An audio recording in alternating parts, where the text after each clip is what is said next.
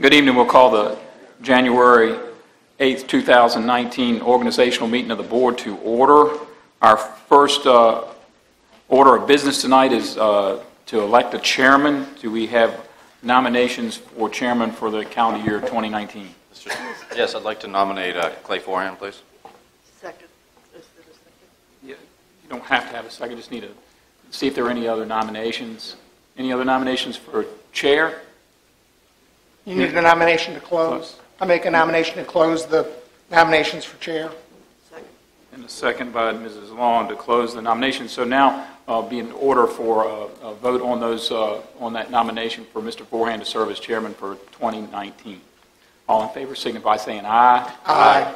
All opposed, hearing none, that carries. And once again, thank you very much. And I will pass this down. Well, we're just put around seats, right? Yes. You can wait till you do vice. Oh, we'll wait till we do votes. Okay. That goes anxious to get out of here. You got to do it now. Thank you for the vote of confidence. We'll now open up nominations for vice chair. Hearing none, I'll nominate Mr. Jeff Seeley for vice chair. Second. Take a roll call vote, or actually we'll just... I'm sorry, any other nominations? Hearing none. I'll move to close the nominations. Second. We'll close nominations. We'll have a Vote vote. on the nominations closed. All those in favor, say aye. Aye. All opposed, nay. Hearing none, Mr. Seeley will be the You vice need chair. to do vote on vice chair. Now, you voted to close nominations. Now you need to vote on vice chair. Okay. Want to sit here already now? I'm just trying to... Let's go ahead and vote on vice chair. All those in favor, please say aye. Aye. All those opposed? Hearing none, Mr. Seeley will be our vice chair for 2019. Thank you. We can go ahead and rearrange as needed.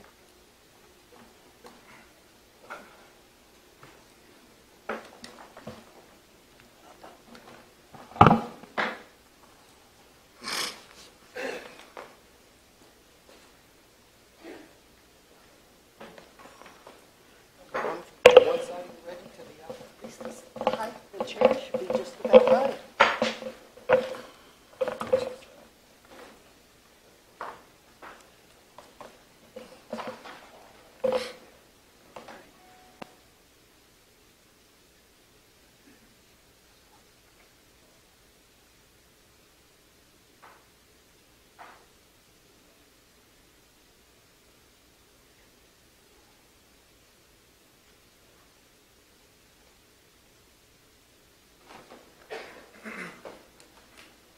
Nancy might do it.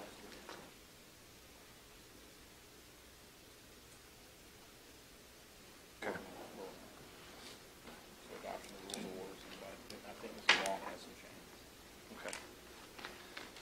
All right, well, through the organizational meeting agenda, we'll go to C, will be adoption of rules of order. Just looking for any adjustments. Any adjustments to the rules of order? Does that include there were some rewordings that is in the extra packages, I think it was section 4.9. Just the rewording on the public hearings that we caught. Was sent out. I think it was just sent to you, Mrs. Long. You need to make those proposed Yeah, changes. you'll tell us what the changes are. This part, and I didn't print it off. You sent it to me this afternoon, but I thought it would be on the desk, so I didn't print it off. Of course, I don't have my computer with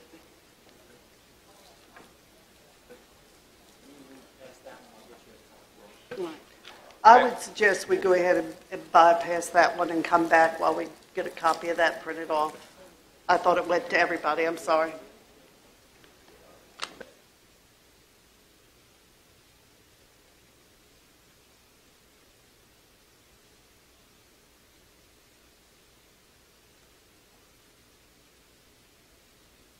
We're going to go ahead and adopt these, but it'll be open for change in the future meetings. But if we can go ahead and have a vote to adopt, all those in favor of adopting as the bylaws and rules of procedure as is, please say aye. Aye. All those opposed? Motion carries. And we'll come back next month and, We'll put Our it back next meeting. on the schedule. Yep. Oh, no. Sorry. Sorry, I'm still getting used to this. Need a motion and a second for adoption of rules of order, please. Mr. Chair, I move that we adopt the rules of order. Can I get a second? All those in favor? aye. All those opposed? Nay.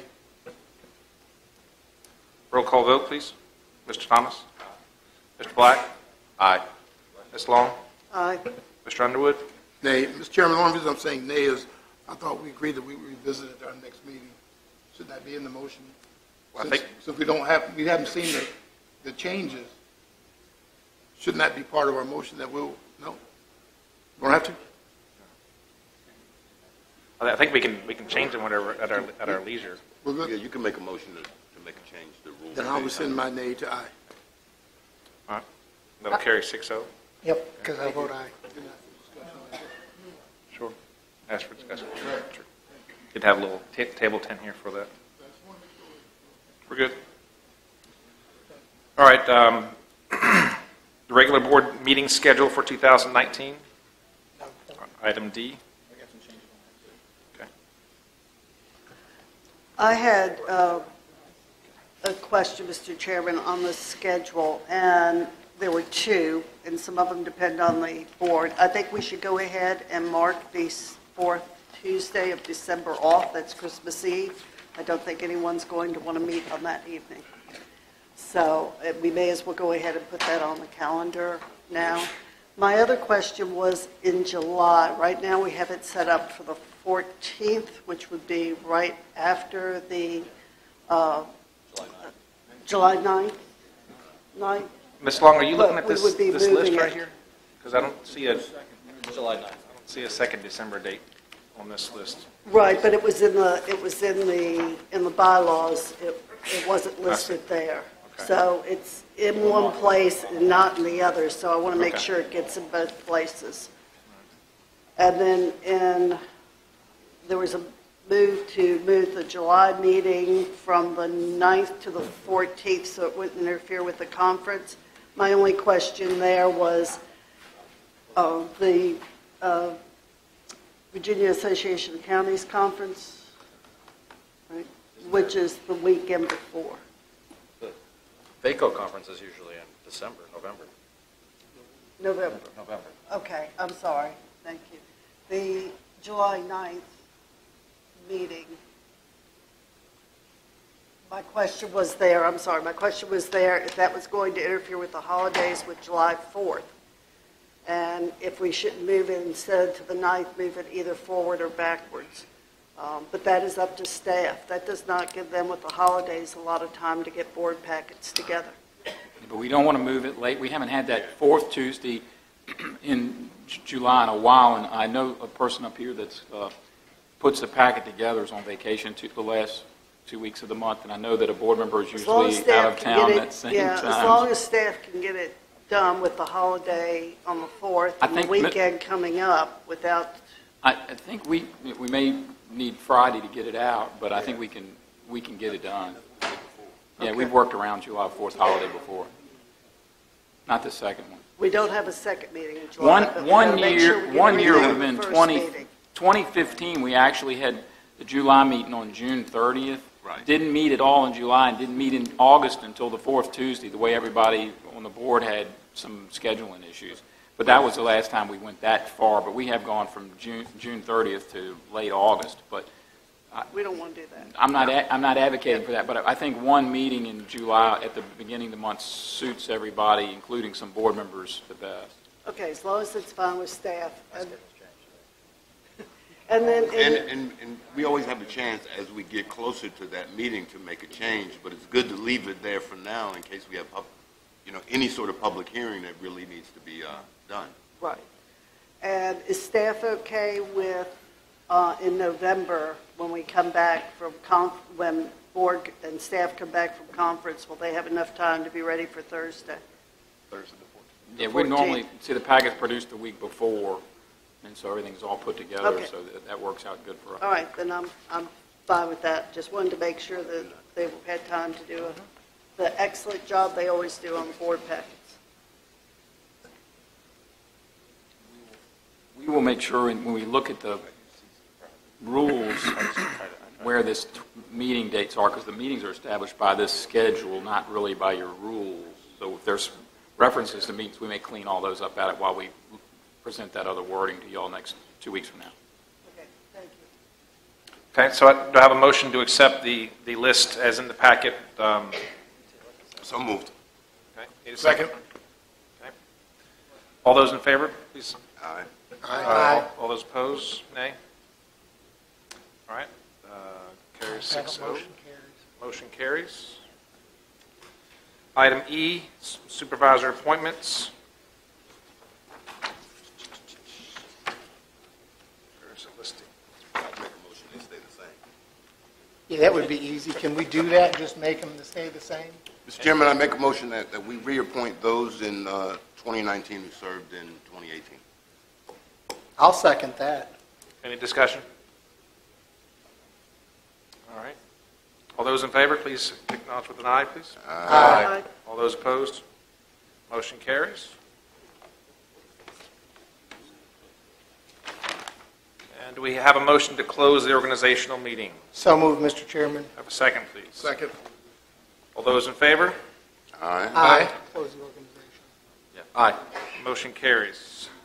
We will close the organizational meeting and call to order our normal meeting for our first meeting of 2019.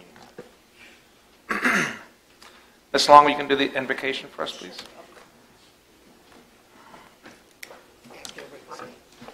Everyone stand, please. We'll go right to the national pledge after this. Let us pray. Dear Heavenly Father, we thank you for bringing us here tonight.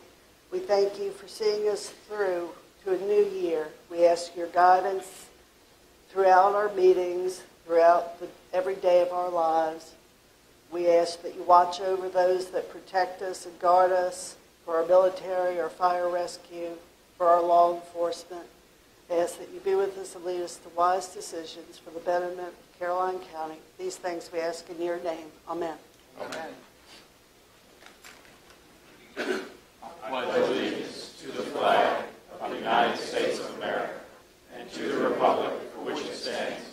one nation, under God, indivisible, with liberty and justice for all.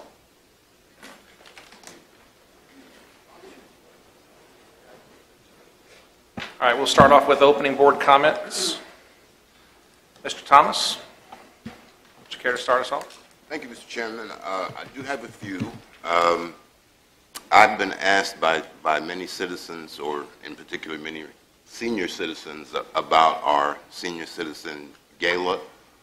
And I know it was done by Rotary, and they've got some issues, but it's January. If we can work through social services, staff, or whoever, I think that was a good event that we did for the county citizens. And, you know, I think the county gave $10,000, so it's not a lot of money that we put into it. So I'd like us to try to have staff, or at least pass it on to social services or another group that would like to do it, to make it happen.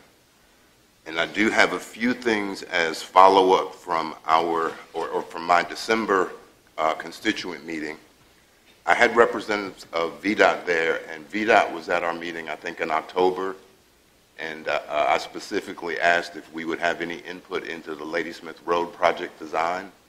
Mr. Black said he had a meeting with them, and VDOT promised us that. At the December meeting, they said it was 90% done. So I don't know if you've had any chance to be there with them or anything, but my concern then and now is the barrier that they want to put to really divide the two lanes, which could, in theory, hurt any of the businesses there now. So I was wondering if we had a chance to talk to them about it. And also, since we don't have Walmart coming now, we need to discuss during the budget how we pay for that project, because we're going to pay for it through the Walmart. So I'd like to at least discuss that. If we need to do it in a closed meeting or something, that's good, but I would like to discuss that. And I would also, lastly, I believe Mr. Fincham informed us that we do have a few M1 zoning areas in the county that are vestiges of a time before. I have inherited one of those, and unfortunately, it involves the, I guess, the use of firearms, to say, safely. But it's the sniper rifle company that's coming, and they have a zoning condition that allows them to use firearms or test firearms. And even though Mr. Whiteman, who's not here, has inspected it, and it's a very safe facility, we need to have the Planning Commission look at use of firearms as a by right in any zoning case. So if we could have had a public hearing for a special exception in that case, I think the citizens would have felt a lot better about knowing what was there. I've had a constituent meeting, a meeting with the Neighborhood Watch, and I'm planning another meeting, so we could have done that in one shot. And that's all I have, Mr. Chairman. I thank you for your time. Just one comment. When I spoke regarding the 639 road, my conversation with them were they were starting the easements or starting the land acquisition Right. about now, and that they're still a couple years out, and that we would still have a voice for minor, and the divider is somewhat minor, but altercations to the design. That was still that was my impression, rightly or wrongly, but that was what I was told. And that's still my impression too. I am just accurately repeating what VDOT said during my constituent meeting, and they said that the design was 90% complete. So if they're telling us we have some chance to look at it to maybe protect a business or two, how do we have that chance if it's 90% complete? Last 10% is always the hardest. Yes, sir. I'm pretty sure they had what they call their public informational did. meetings and all those things. They held them over Right. there and showed the plans to Right. everybody, They- because there was some concern from one of the establishments over there that they were going to be blocked off as well. So, I mean, that was more than a year ago. So I think, and one of the, if I may, Mr. Chair, one of the concerns on that was they did have the public hearing. In the public hearing, I know Wrights Chapel brought out, Mr. Forehand and I think Mr. Seeley may have gone too. There was dozens and dozens of people writing the comments. I know Mr. Forehand and I wrote comments about the concern for Wrights Chapel. I think the concern with the divided highway is, yes, there's a lot of businesses that are impacted, but for them, the safety of, they can't have a break in every single, if you go divided highway, you can't have a break for stacking purposes. That was an engineering issue that could create more problems down the road. So they did have it, and there was, that was well advertised, and it was put out on social media and so forth when it did happen in the fall. So I don't know if there's much more after the public hearing that we can do, but maybe we can have some influence somewhat, but I think it's kind of final, or close to. And the point is, they said we would have some input. I just want to make sure we have some input. Whether we say, okay, we agree, we can't change anything, but we as a board need to make sure we do whatever we can to protect whatever businesses we have. Fully agree. Fully agree. All right, Mr. Black, do you have opening comments? Yes, a couple. First of all, I want to welcome, my father's here in the crowd, so want to welcome him. He comes up every year for this time of year. New Year's always usually at our first meeting, so always great to have him in the crowd, and has been there for both my swearing-in ceremonies and so forth, so always very supportive. So really appreciate that. Great guy. I do want to welcome the school board. It's nice to see the school board members here, so that's obviously a very good sign going into budget season. Dr. Calveric, I have not actually called you yet on not about the meetings, but about the polar bear plunge is coming up.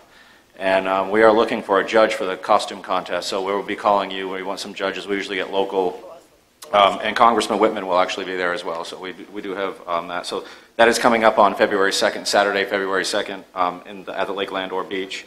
So anyone who has a chance to come out there, it's really a good time. We have 14 organizations this year instead of the typical 9.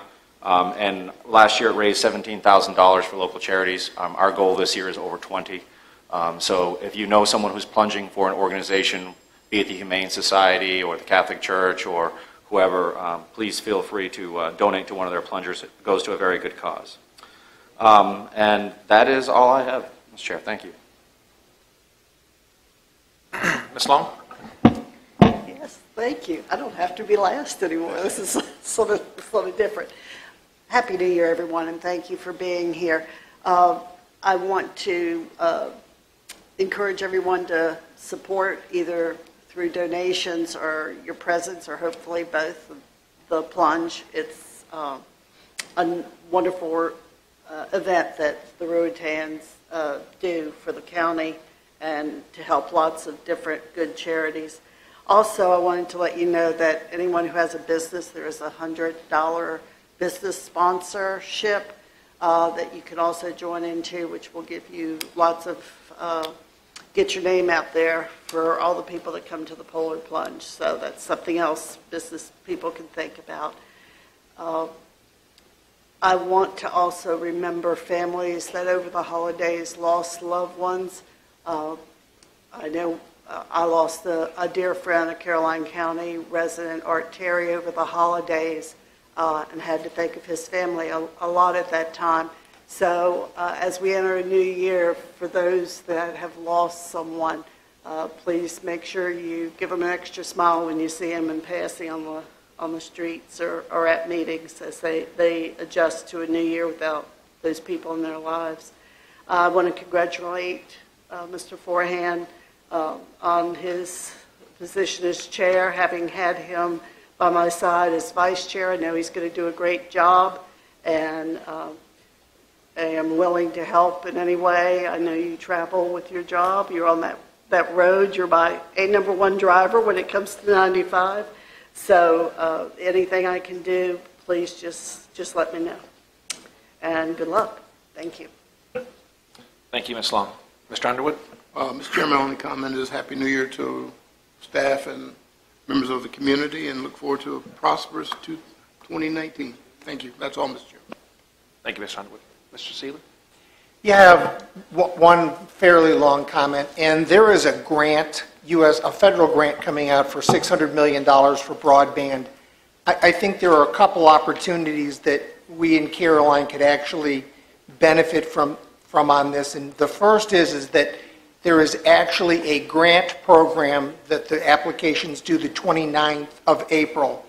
One of the interesting things is they consider underserved any community that doesn't have 25 megabits down and 3 megabits up, which is a tremendous speed.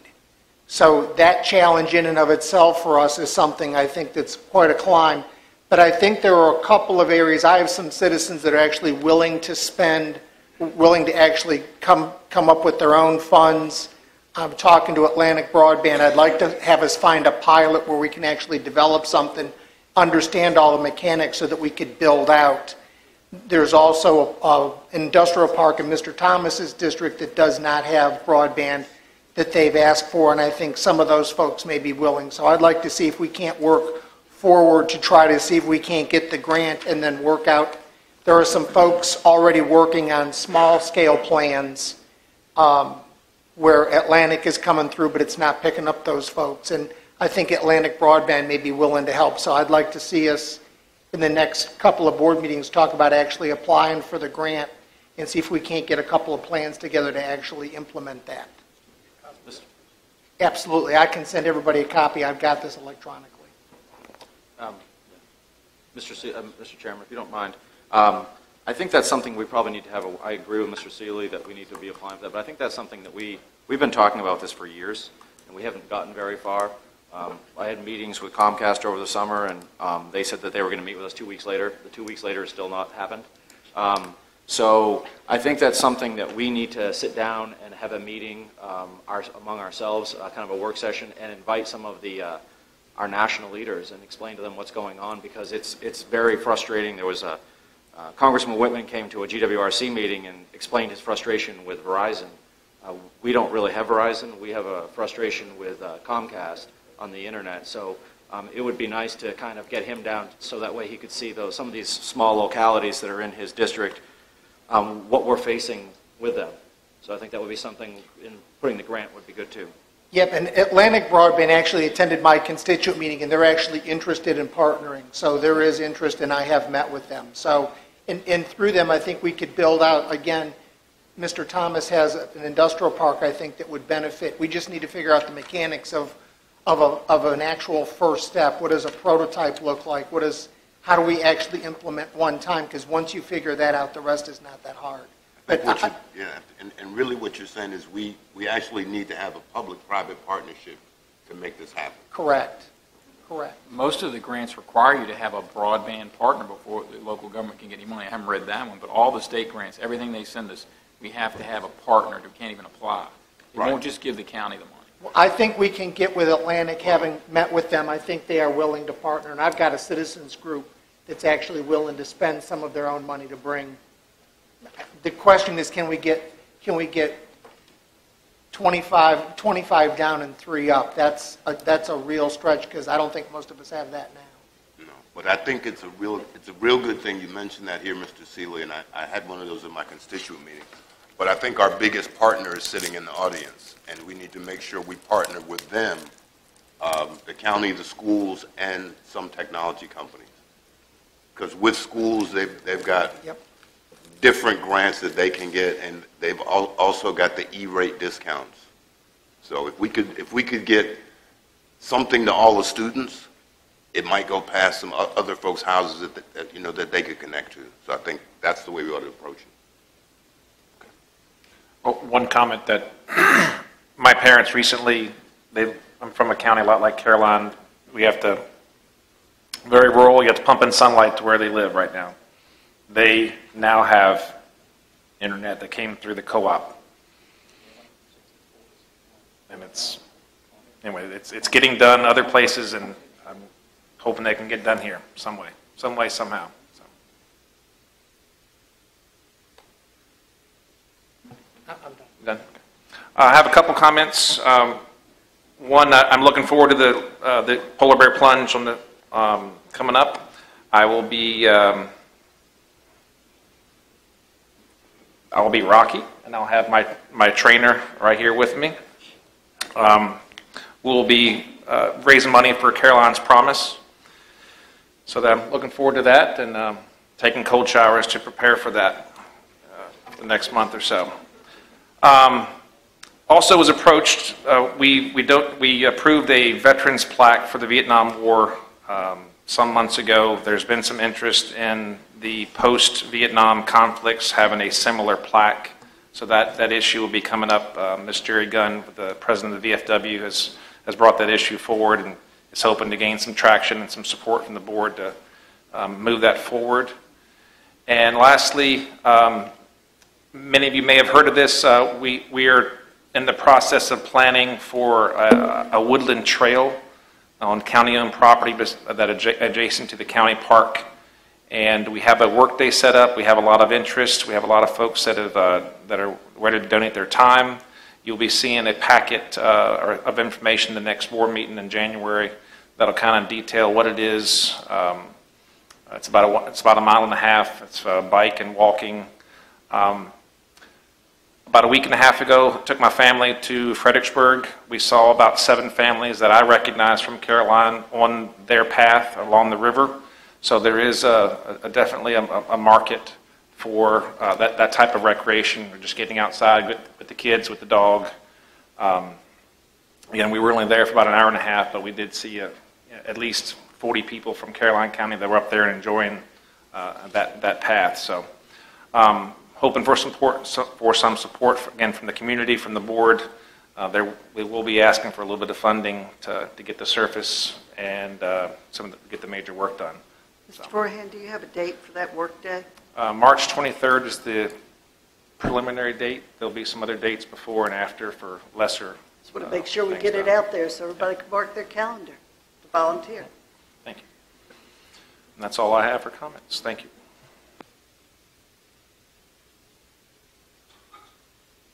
All right, we'll go down to amendments to the agenda. Anyone have any amendments to the current agenda? Yes. Do you want to amend the minutes that we got from staff?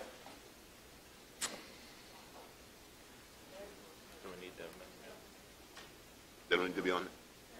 They're on there. Okay, but we got the actual minute, okay. We would like to remove, let me make sure I get this one right. Adoption, number D, adoption of resolution to honor military veterans. That's not ready yet. They'll be here for the next meeting. Okay. Do we need a motion to remove that? Or just want to take it up? Okay. You want to make a motion to remove D from the consent agenda?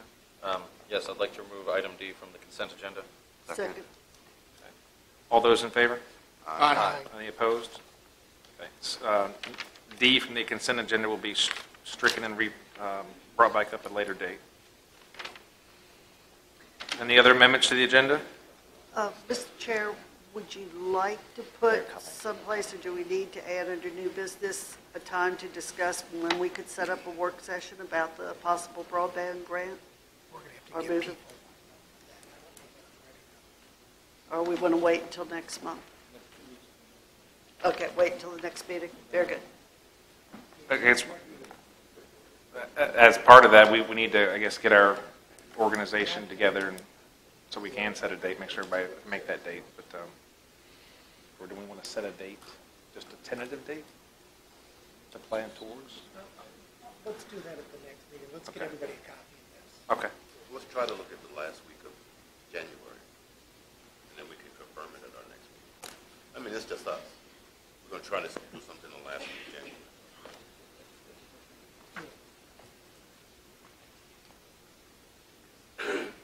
You were still just not schedule anything? Just wait. Okay. No, we're just saying, we're going to look at the last week in January to try to schedule a meeting, so that way people in the audience will know that it's the last week in January we're trying, and we'll, work towards that date. All right, that'll be confirmed the next meeting Right. later in January. Right. Okay. All right, any other adjustments to the agenda?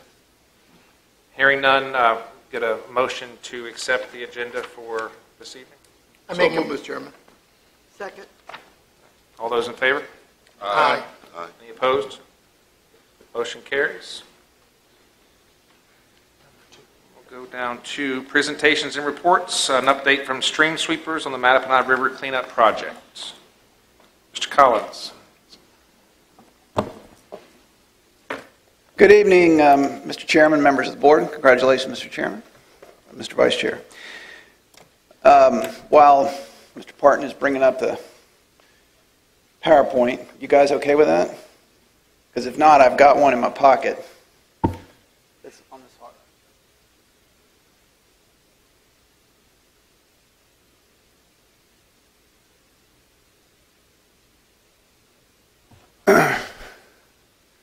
Yeah, the pitfalls of Google Drive, 50 meg file. Well, while they're getting that ready, I'm going to start with putting on my tree farm hat. I feel like this project is a memoriam of Art Terry.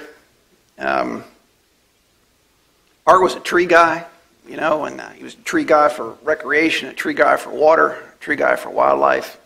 And he was a big advocate for what we did with stream sweepers in the river. And he was just a super guy, I thought. So my comments tonight are basically, in some small way, an attempt to honor his energy. So what we're going to talk about tonight is what we did this year with the Mattaponi stream sweepers. So we're going to talk about findings, recommendations, and just to start with, I guess this was a partnership. And I would ask you to view this as an economic development partnership. The partners are certainly the county. The partners are Dominion Energy. Luck Corporation was a big partner. And then, of course, among the most important partners are the Caroline County landowners, particularly the Riverside landowners, who were incredibly helpful. And then, of course, our staff. And also volunteers. We had many volunteers that were associated with the cleanup of the Mattaponi this year. Stream sweepers has been going on since 2012. We are the largest industrial river cleanup operation on the East Coast. By the end of last year, we'd cleaned up 400 miles of riverbank and 200 miles of riverbed in the state of Virginia. We work in the Rapidan, the Robinson, the Hughes, the Rappahannock, the Mattaponi. This year we're working on the Clinch River down southwest Virginia, at the beginning in coal country, and also the Middle River over in the Shenandoah Valley. For the project in 2018, we trained and hired 8 area young adults who were staff for the river. They were trained in boating, entrepreneurship, geomorphology, safety, GPS units, and the data that I'm going to show you tonight is all digital. It's all on the website, and so any of you, and while you're sitting there, if you have, assuming you can get on a web, could go see what I'm going to be talking about, and it's all live, and it was all done by area residents. All right, so next slide, please. Oh, that's great. Yeah, and I think it would be good for you guys to, the audience, and certainly, you know, you all as elected officials and staff to see that. I think the images will be helpful. Basically, we provided to our employees, young adults, it ended up being 4 weeks of employment because this was the most difficult weather year that we have ever had. Between the black flies, between the flooding, between the snapping turtles, you know, the mosquitoes, it was very, very hard on the crew. We did 13 miles from Route 607 Page to Route 301, and I know you want to move this along, so I hope to take no more than about 10 minutes, so I'm going to move very quickly. All right, so the first thing we trained young adults to do is what we call ecological assessment, but also for this river, I also view it as a scenic assessment. So there's some of our staff getting ready to use their GPS units, and they are doing an assessment to define river health. And when we talk about health, what we really mean by that is health means maintaining the structure and the function of the river in the face of external stress. That's called resilience. And you know, you see, we talk about resilience with kids, and we talk about resilience with rivers. And an example of an external stress is flooding. So we want the river to maintain its function in the face of flooding. And so all these factors, they were taught how to assess them, and they were all put in the GPS units. Now you're looking at that and you're saying, what in the world is that? Well, that is a Google map. And if you look at that and you just stand back and look at it, you see a lot of yellow, you see a lot of green, and you see some red. The green means that there is high ecological resilience of the river in those areas. The yellow means that there's moderate resilience. The red means that there's poor resilience. You can also think about there's a fair amount of overlap between resilience and scenic quality. Now, if we zoom in, coming up Page Road, I'm just going to quickly take you through this so you can see a sense. There's lines to the left of the river and lines to the right of the river. So you can see coming down south of Page, there's an area that's poor on the right, but generally very good quality, both in terms of resilience and scenic quality. As you move further down, again, much of the river is green, some is yellow. There is a bit of red that's poor. Again, next third, last third, we come on down. Likewise, much of it is exceptional in terms of scenic quality and in good ecological resilience. Now, you all asked us to add a component to this, which was to take a look at log jams. So to us, when we think about a river from an economic development standpoint, that means its paddleability. So on this map, we located for you all the areas where the log jams are. And so those red marks on there, as we go down, those are all areas, whereas, you know, just a few weeks ago, there are major log jams in the river. And there's a lot of them. See them on down there? Oh, well, that's much better. and then going on further down. There's a lot of them there on that last third. Well, actually, this one's in four sections. I did this one because there's a lot of log jams. And there's the end. In addition to the assessment, we also trained and employed folks to clean up the river. And so we did that through some volunteer work at bridges, but also these folks were paid, they were trained, and again, it was difficult. And so here they are we took dozens of tires and some appliances out of the river, and these are just some shots of loading stuff up in the truck and getting it onto the landfill.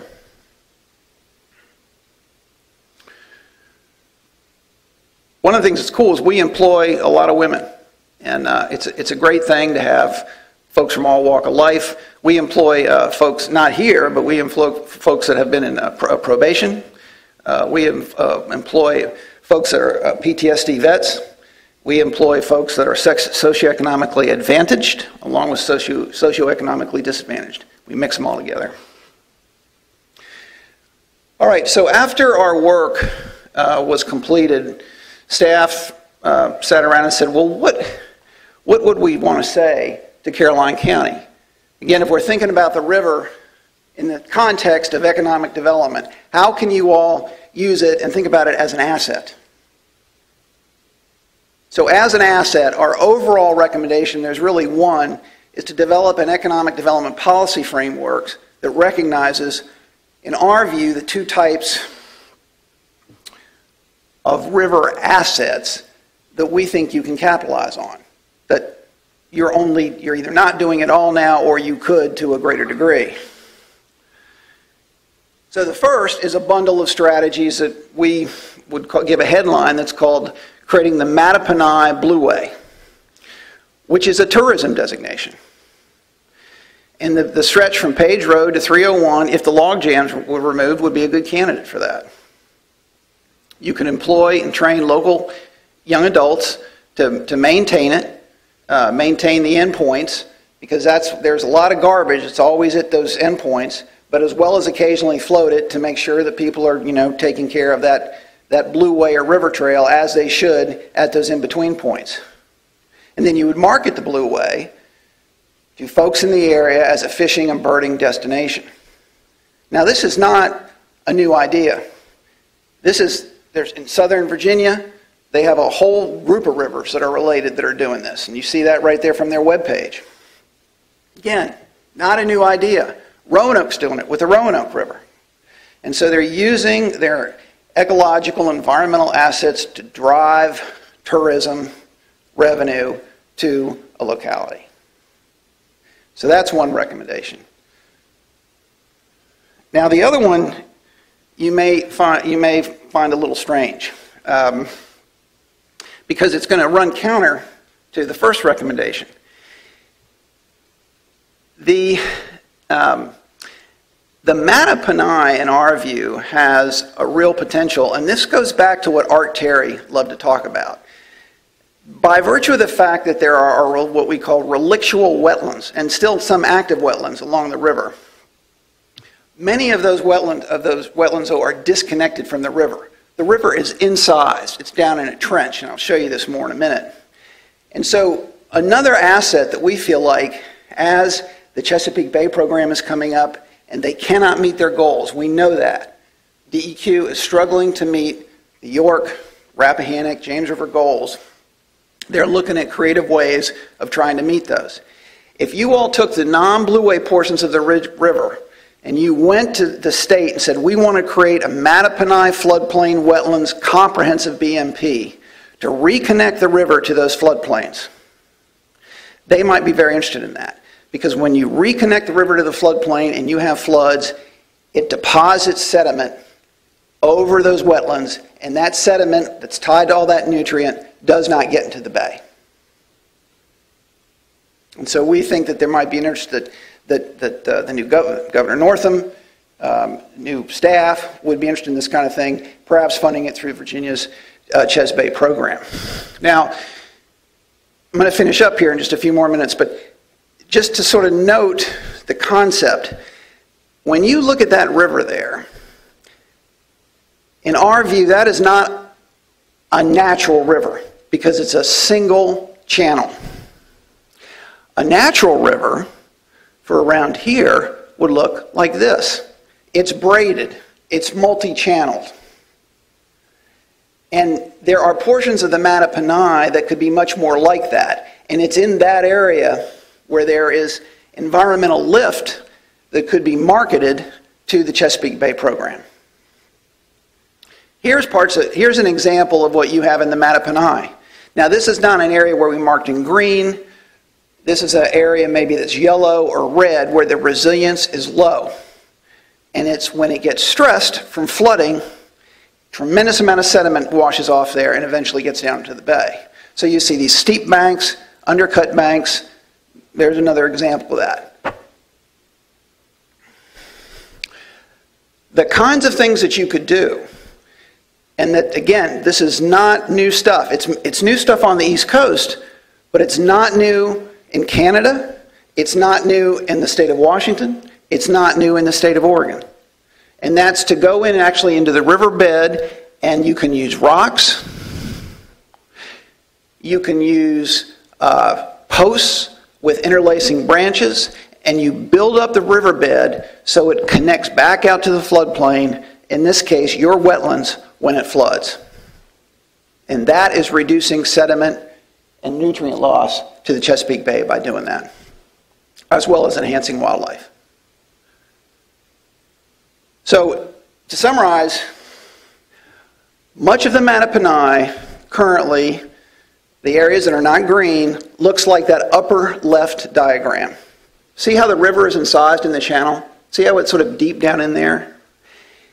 If you do what we're talking about with these structures, whether they're rock or whether they're branches or posts, and they're not one, it's all the above, you move left to right, and eventually you end up down to the bottom right-hand corner. And that's what much of the Mattaponi probably looked like prior to European settlement. And that's where there is a nutrient and sediment sink for the Chesapeake Bay to help them meet their goals in 2025. That concludes my presentation. I'm happy to take any questions. Thank you all for supporting this project. I think there's a lot more that can be done with that river.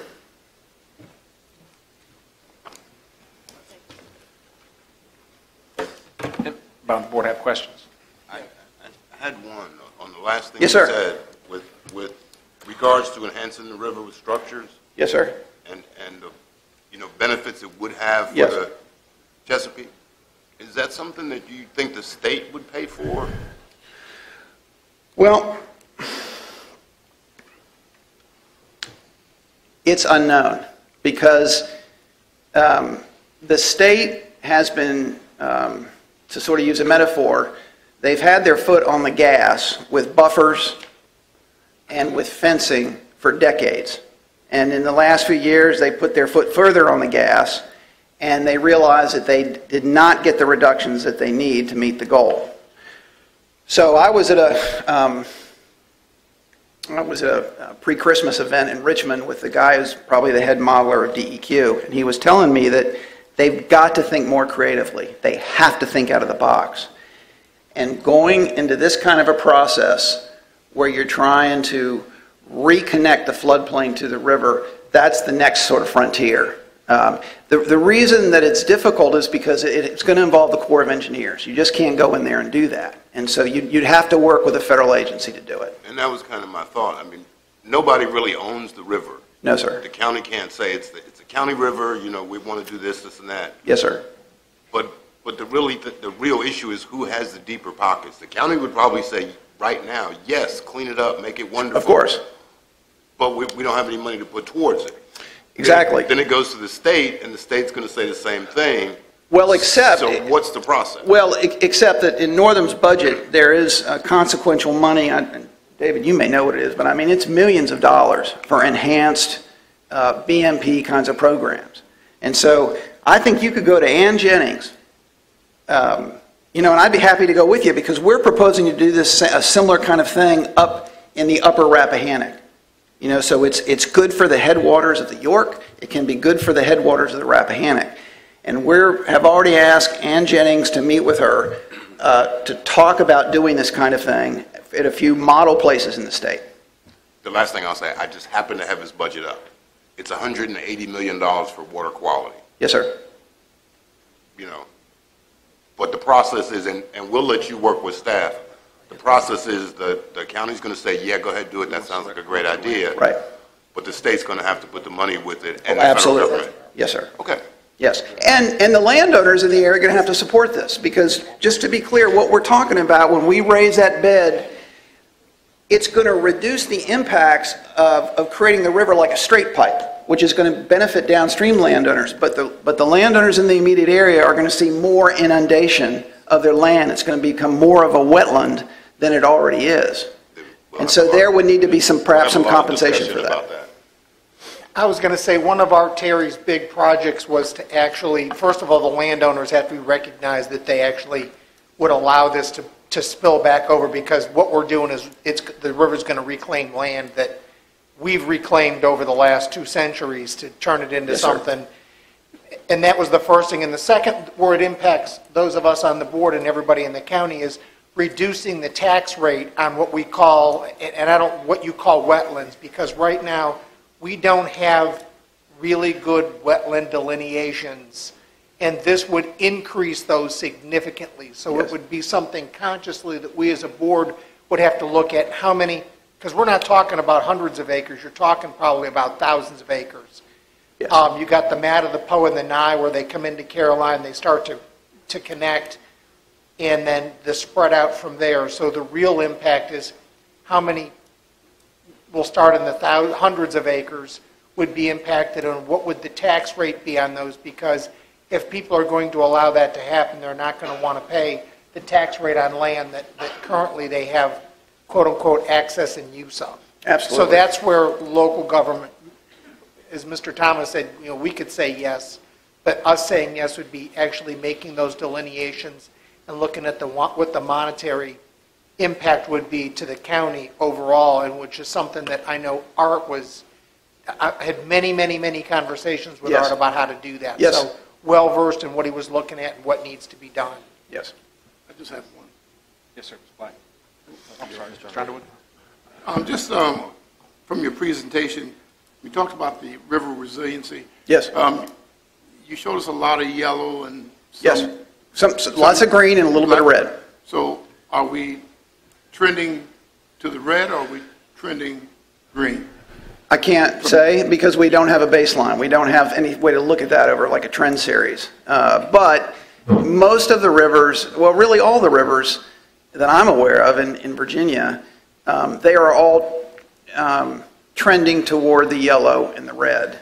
The yellow and the red, the cause of that is disturbance of land use.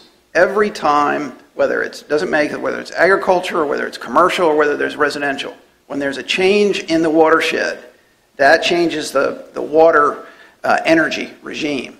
And then every time that happens, the river or the stream, it has to adjust. It's just the physics of land.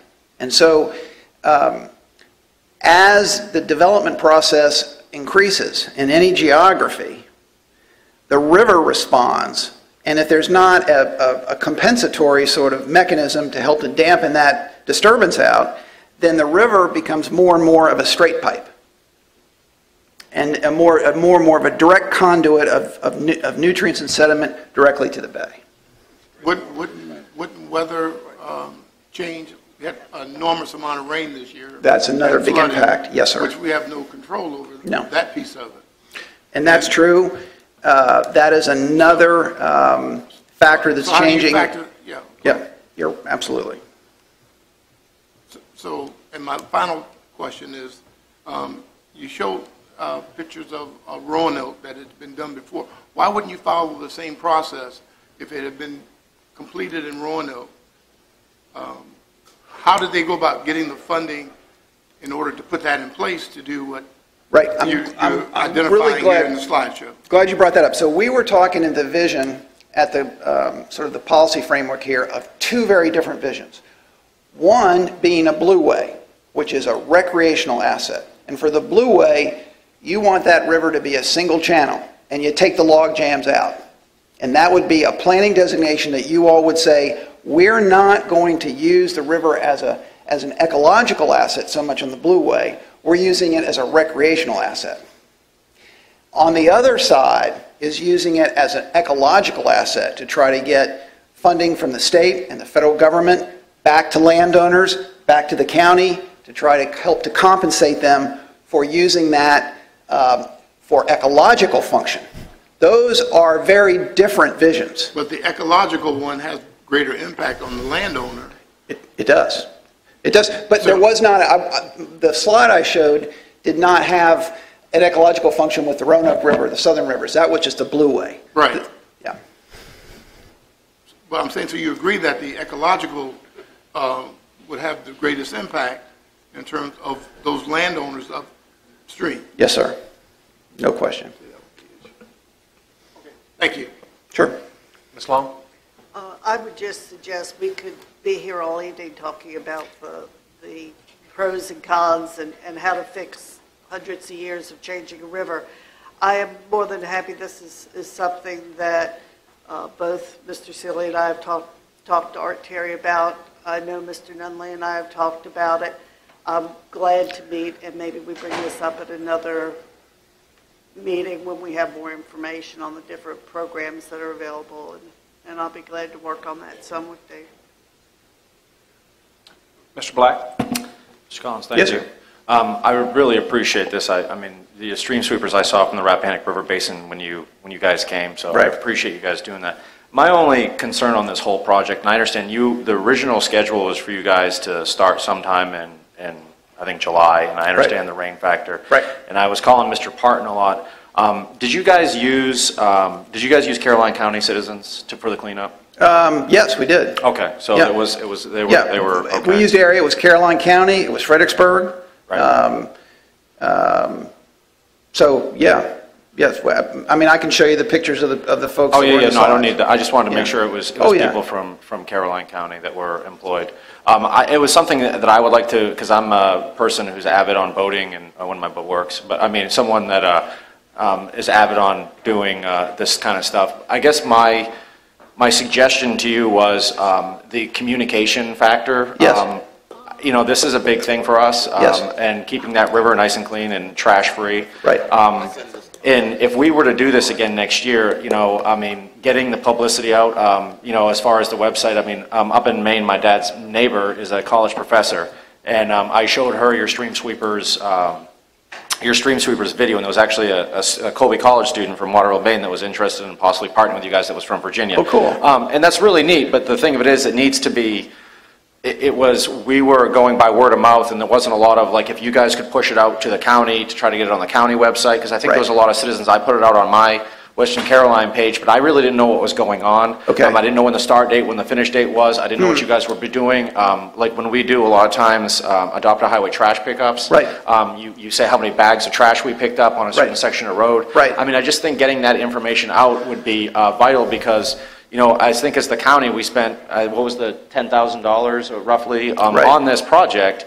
And I think it's a very worthy project, but we need the citizens to know, here's what we're getting for the $10,000. Right. I think that's a key factor. And for me, at times, I didn't know until, I mean, I think you guys were done in September, and we're Yes. now in, you know, we're now in January. Right. But it would be nice to know, hey, look, here's what's going on. It's a very, very good project, 100% behind it. Right. I just think that to get the word out to the citizens more, and especially from Okay. your end, hey, push it on us, here's what we're doing for Okay. you guys, I hear you. would be very beneficial. Thank you. Mr. Collins, just a couple questions. Yes, sir. How would you rate the river as far as scenic, canoeability, kayakability, the stretch that y'all were on? High. Minus the log jams, of course. Yeah. And the reason I say high is because in areas of, let's say, the upper Rappahannock or the upper James, there's a lot of farmland. So you have cultivated lands, you have pasture lands. Down in this part of the river, you still have these relic sort of wetland areas that are really, you can't farm those, you know, per se. And so there are wetland sort of, or not everywhere anyway. And so there's wetlands, so species of trees that are there that are large. You can't see through the buffer. So when you're in the river, you very much have a sense that you're in wilderness. And so, we are working now down in the Clinch River, west of Abingdon, and that is a very wild river. And there are portions of this river that feel very wild. So I guess from the standpoint of somebody that wants to come in and feel like they're having a wilderness experience, you've got, in just this one section, you've got Page Road, you've got the other terminus, and between there you have DGIF, has a big block of land, but there's really no easy place to camp in there. So there are things that you guys could do in partnering with other agencies to really, take that stretch, at least this one we're talking about, and making it much more of a destination than what it currently is. Does your organization remove log jams? And do you know of it? And then this can be a secondary conversation. No, that is not something that we have done. It's something we could do. We have not seen the degree of log jams that you all have on other rivers that we've worked. So it's not come up before as an option in terms of removal. Okay. All right. That's all. Any other questions before we move on? Well, thank you, Mr. Collins, for your presentation and your candor. Thank you.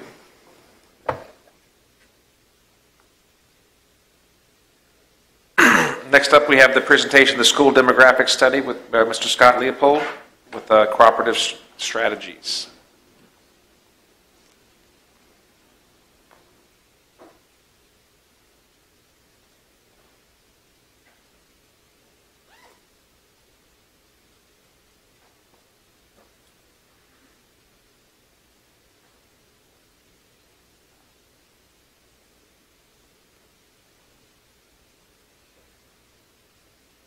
Okay, great.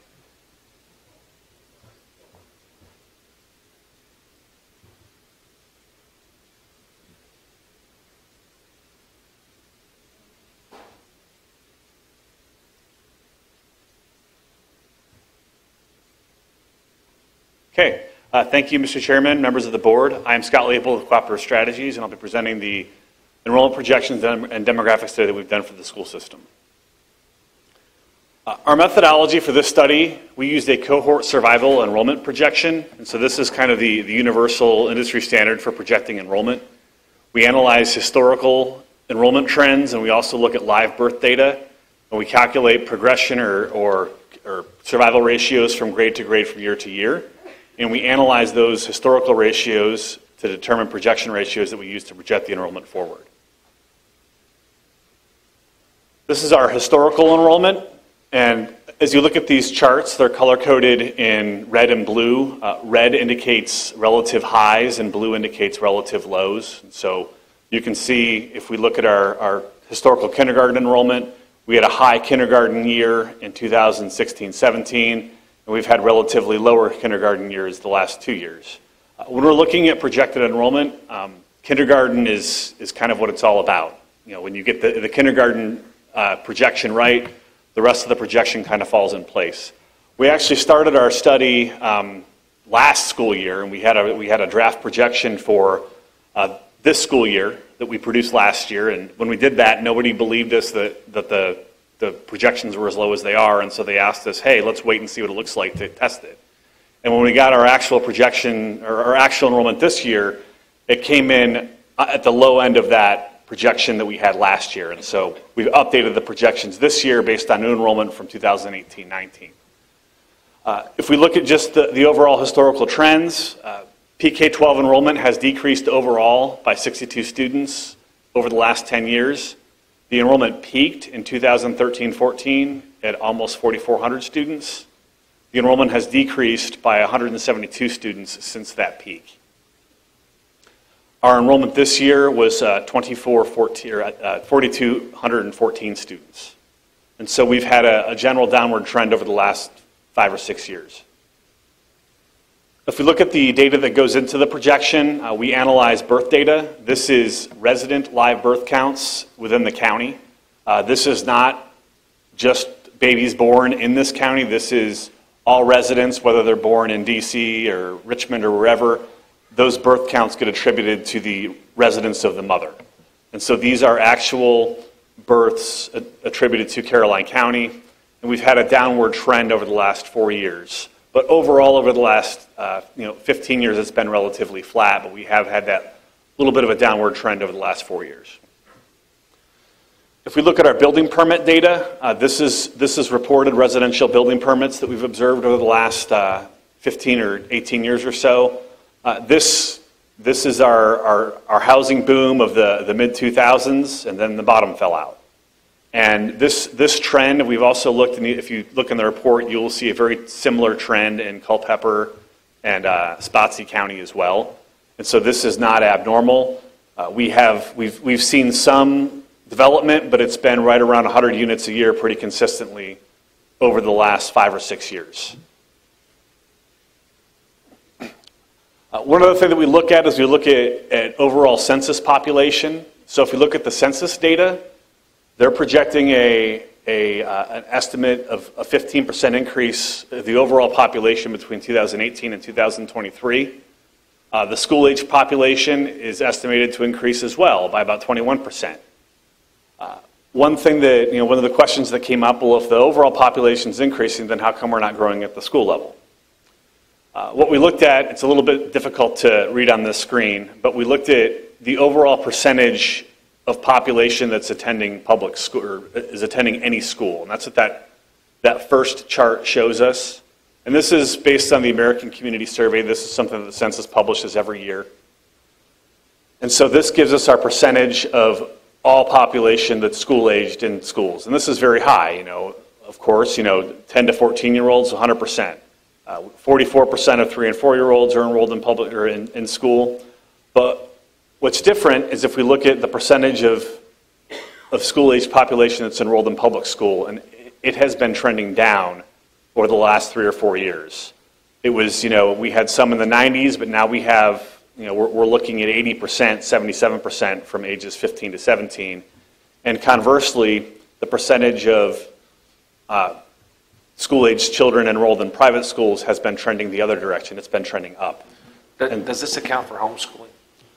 I don't believe so. Is that into the private? I would assume that would be in the private. I can double check that. It may be. Okay. That's a fairly sizable number? Yes. Okay. And that is what's kind of eating up that overall population growth. So for our projected enrollment, we have 4 different scenarios that we ran. We have a most likely scenario, which is based on more recent trends of the division. We have a low projection, which is a more conservative approach. Moderate projection. In this case, this is just a straight math projection that reflects a 3-year weighted average of survival ratios at the school level. And so there's no art in this. This is all just pure math. And the high projection is a more liberal approach. So more simply, the low projection kind of takes the lower trends that we've observed over the last 10 years and projects those forward. The high projection takes the highest trends that we observed over the last 10 years and projects those forward, and that moderate is more of a mathematical average. If we look at our projections and our historical enrollment is in this kind of maroon line here, and then we have our four different models here. The high projection is relatively flat, declining slightly. The moderate and the most likely projections kind of follow that downward trend that we're noticing, and then the low projection is lower than that. This is our most likely projection, and so I'm going to see how good my eyes are here now. So if we look at this, we're projecting kindergarten classes of 335, 325, 327, all the way out. Again, kindergarten this year came in at 335, and again, those birth counts are trending down. And so looking at this, if we just look at the overall counts by school, we don't project the K-5 enrollment to exceed 2,000 students. We see it settling down below 1,900 students. Middle school, going from about 913 down to 794. High school, 1173 down to 1051. Overall, we see a total enrollment projected to go from it's 4214 this year down to about 3816 over the next 10 years.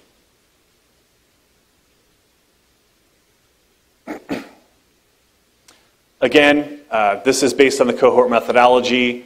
This is really due to the decrease in births since 2013, loss of students at some grade levels due to that increasing percentage of school-age population enrolling in private schools. This shows us our historical and projected enrollment by school. And so if we look at Bowling Green Elementary, it was 885 students, or 802 students when it peaked in 13-14, and that was our overall peak year, and it's trended down to 725. Looking at Lewis and Clark, Lewis and Clark was 914 last year.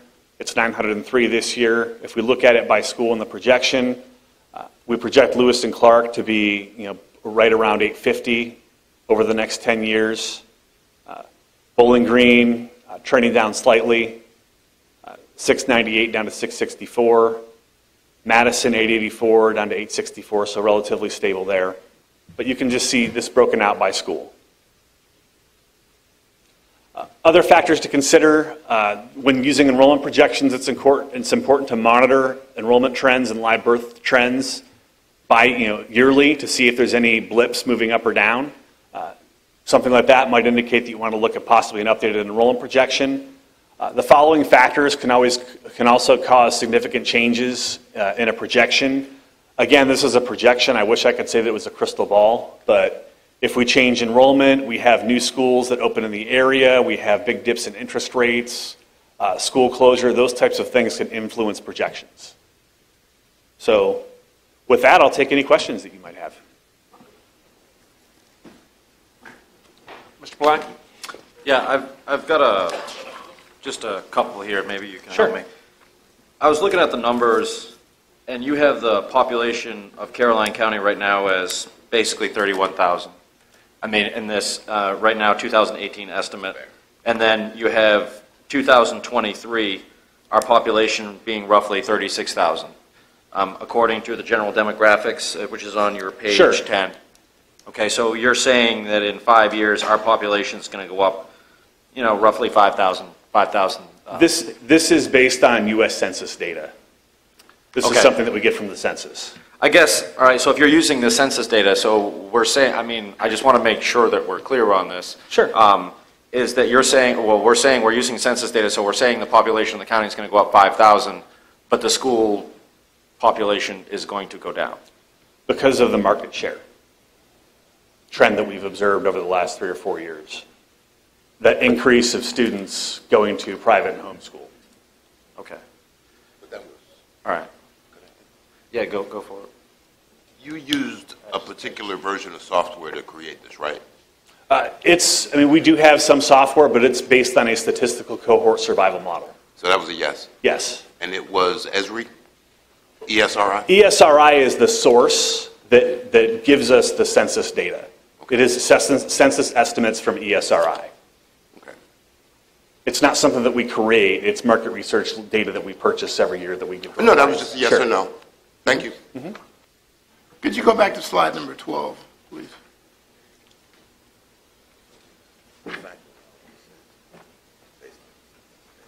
So your projected decreases at middle and high school percentage-wise are greater than K through 6, I guess, is that correct? Yes.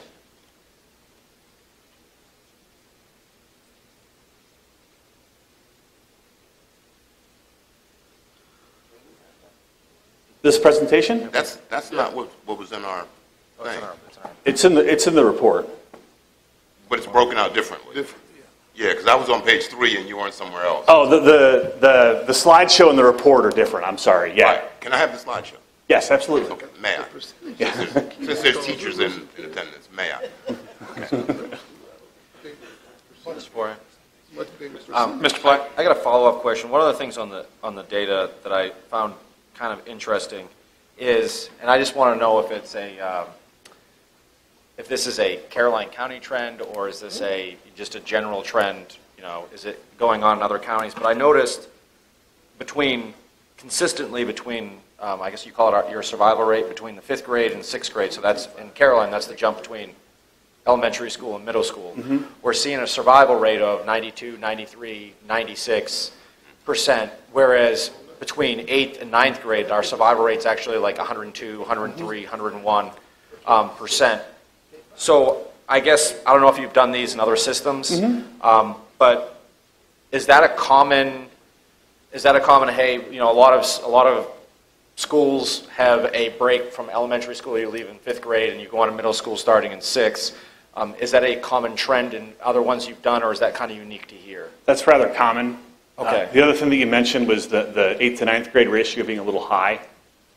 Sometimes what that is when the students are enrolled as I'm going to say a sophomore, they may not have enough credits to technically be a sophomore, and so they may be counted as a freshman during that count year.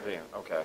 And they may make it up throughout the year and catch up, but sometimes we do see that blip in that larger 9th grade class. So is it, That cohort should be the same, even though they may not have enough credits. The cohort that they start off with in school should be the same cohort. Right, Number, but if they're technically grade level. right, but if they're technically classified as a freshman when they begin their sophomore year because of credit, they can be counted as a 9th grader again. But they'll catch up, and sometimes we see that balance out by their junior year. so just as a follow-up, Mr. Chair, so what you're saying is, in counties all around, in the demographic studies you've done, you know, if the parents have their kids going to a public elementary, and then they pull them out to go to private or homeschool starting in middle school, is that? Yes, sometimes it's more pronounced than it is here. Okay, all right, that's the one thing in the trend in the data that I just wanted to make sure that, okay, thank you. Okay. Mr. Underwood, you have any question? Go ahead, Mr. Thomas. I was trying to find out who had the PowerPoint. Sure. But you showed a slide there, and I understand it's all projection based on historical data, based on the models you get fed from the census. You don't have a crystal ball. Right. None of us does. And it seems like you've done a great job with the data. There was a slide you put up that showed, I guess you can't call them mitigating factors, but I guess they'd be factors that's it. Sure. You know, different things. And I think one thing that we have to consider, or all the folks in the room, is there's the unplanned or new housing activity. I think Mr. Seeley says we've got a lot of housing that's been approved, even though it hasn't taken off. So if that happens, these projections will really be very low. Now, the reality is with the rates as they are now, we may have less housing, growth than we think. So those kind of things you couldn't factor in, or is that your high model and your low model? A lot of it is kind of naturally baked into just the overall cohort model, because let me be clear, the census data is not a direct input into the projection. Oh, really? It allows us to influence the projection. The direct inputs are the birth data and the historical enrollment data. Those are the direct inputs. Okay. And in the historical enrollment data, the housing development that we've observed historically is kind of naturally baked in. Right. Now stop at that slide there, because that's the real critical slide. If we look at the building permit, you have no idea, nor does anybody else in this room have any idea of where we are on that peak. We could for whatever reason see a growth spurt, or we could for whatever reason see no growth at all, and folks just move. So how do we really get the true value out of this report to say this is what we think is going to happen in the future? You continue to look at it, look at the birth data and the housing data every year when you get that data. And if you start to see a blip, then you start saying, hey, we might need to start taking a closer look at this. I wish that I could say that planning and projecting enrollment was a one-time event, but it's something that you have to constantly monitor. All right, so what we're really saying is this is our initial look, this is the baseline. Right. So in 5 years, we can say, okay, based on our baseline, we've seen this growth spurt, or we've seen this growth, go down. Correct. Okay. But one thing that I would say is that when you do see housing development and you do see building permits coming up, that does not mean that somebody is coming in from outside the county to reside in that house. There could be students within the county moving around, and typically we see people that would buy older homes at lower rates than we do people that buy higher homes or newer homes. And so that's just one thing that I would be cognizant of. Just because you see a bump in housing doesn't necessarily mean that you're going to have people coming into the system from outside.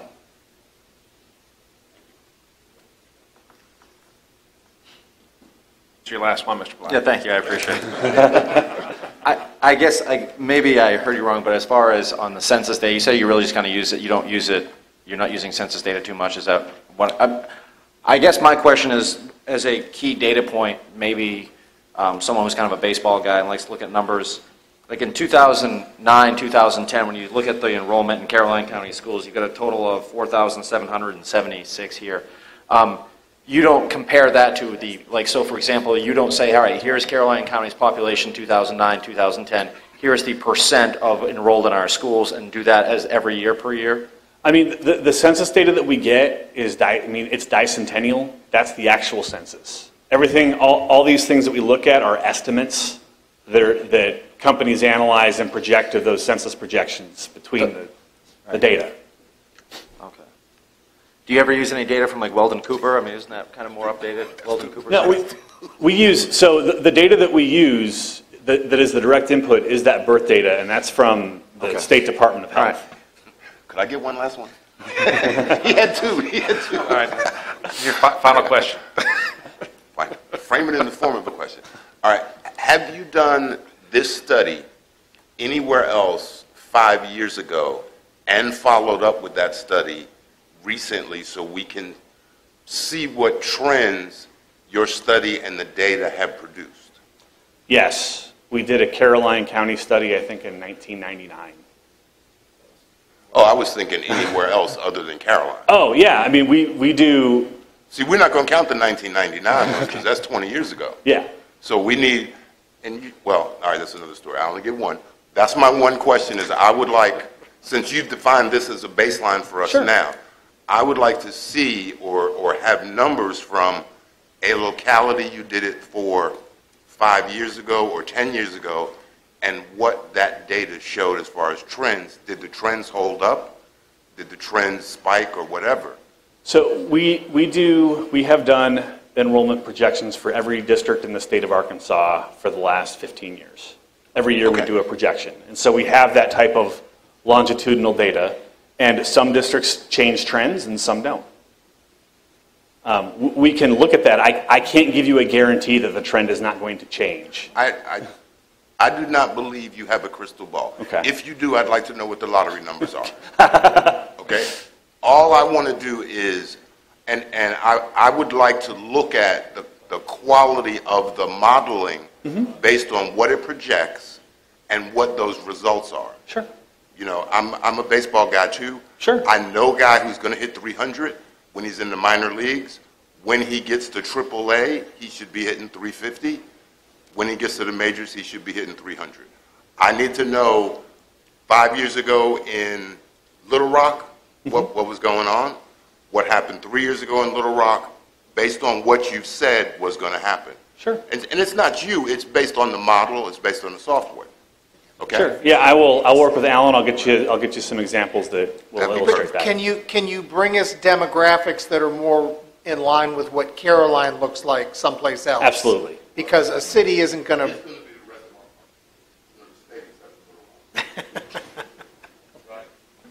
I'm sorry, I didn't hear what you said. Aside from Little Rock, Yeah, no, I will. that state will be just like Caroline. I'm going to look for something that's in Virginia that we've done. Okay. Mr. Thomas, I've been to Arkansas, and most of it's just a vast wasteland that grows rice. I too have been to Arkansas, and it's not that bad. Well, thank you, Mr. Leopold. We appreciate Okay. you being here and presenting this to us. Great, thank you. And answer our questions.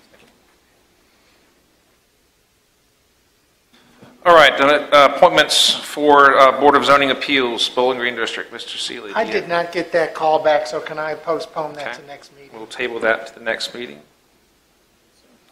Consent agenda.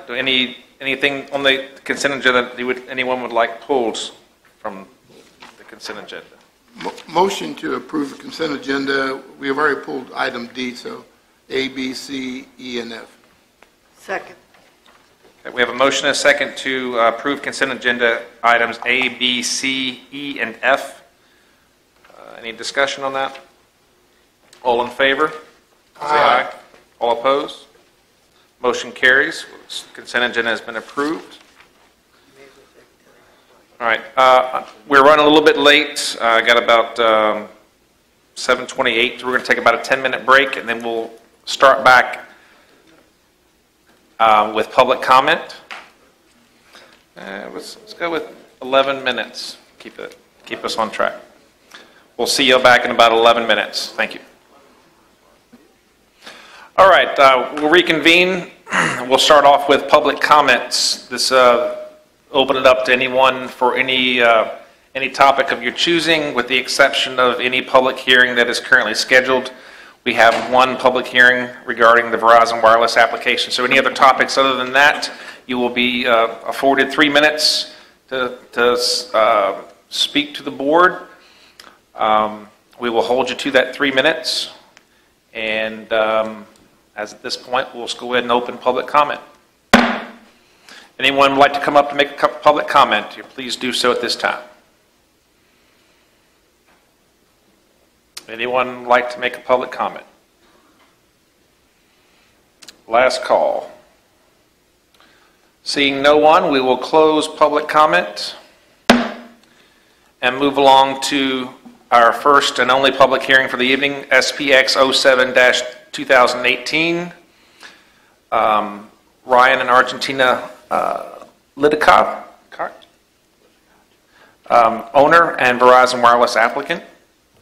Special exception, Mr. Fincham. Mr. Chairman, members of the board, your public hearing tonight is SPEX 07-2018.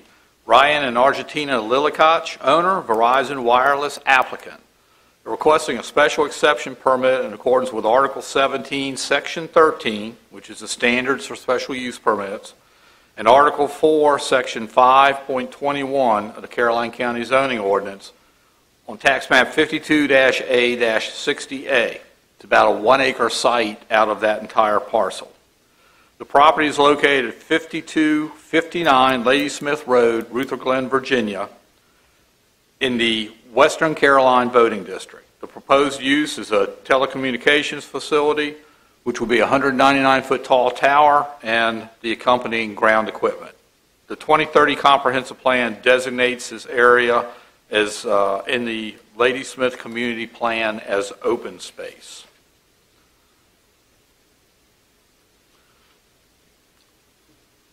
The subject property is currently used for agricultural purposes and is zoned rural preservation. The property is virtually surrounded by the Lake Landor community and is designated in the plan as open space for the Ladysmith area.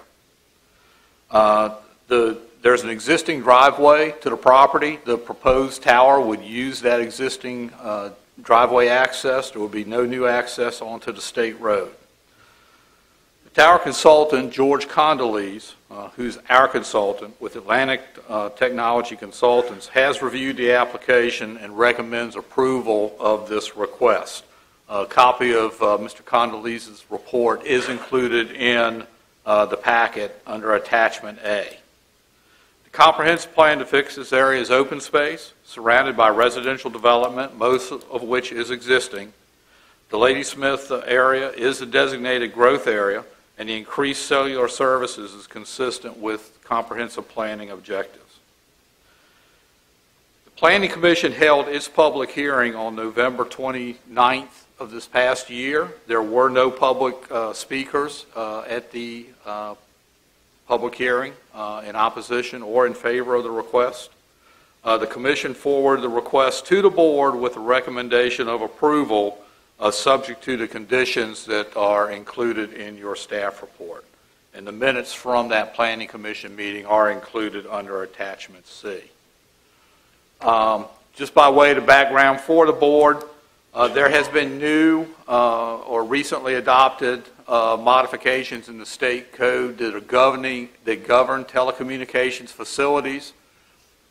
Caroline County and other counties operated for years basically under a model ordinance that was prepared back in the early 2000s, and the standards in our zoning ordinance were based upon the model ordinance that was developed at that time. A number of those provisions have been superseded, and where those have been superseded, those are included in the recommended conditions and or outlined in the applicant's response to those standards.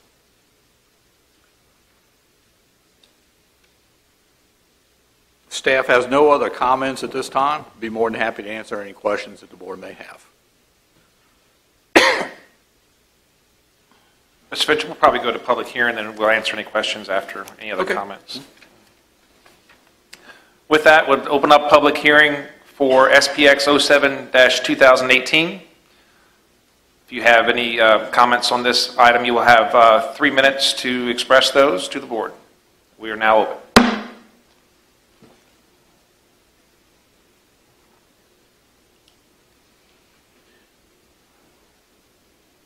Good evening. If you would please provide your name and your organization. Thank you, Mr. Chairman. I'm Steve Blaine, representing Verizon Wireless.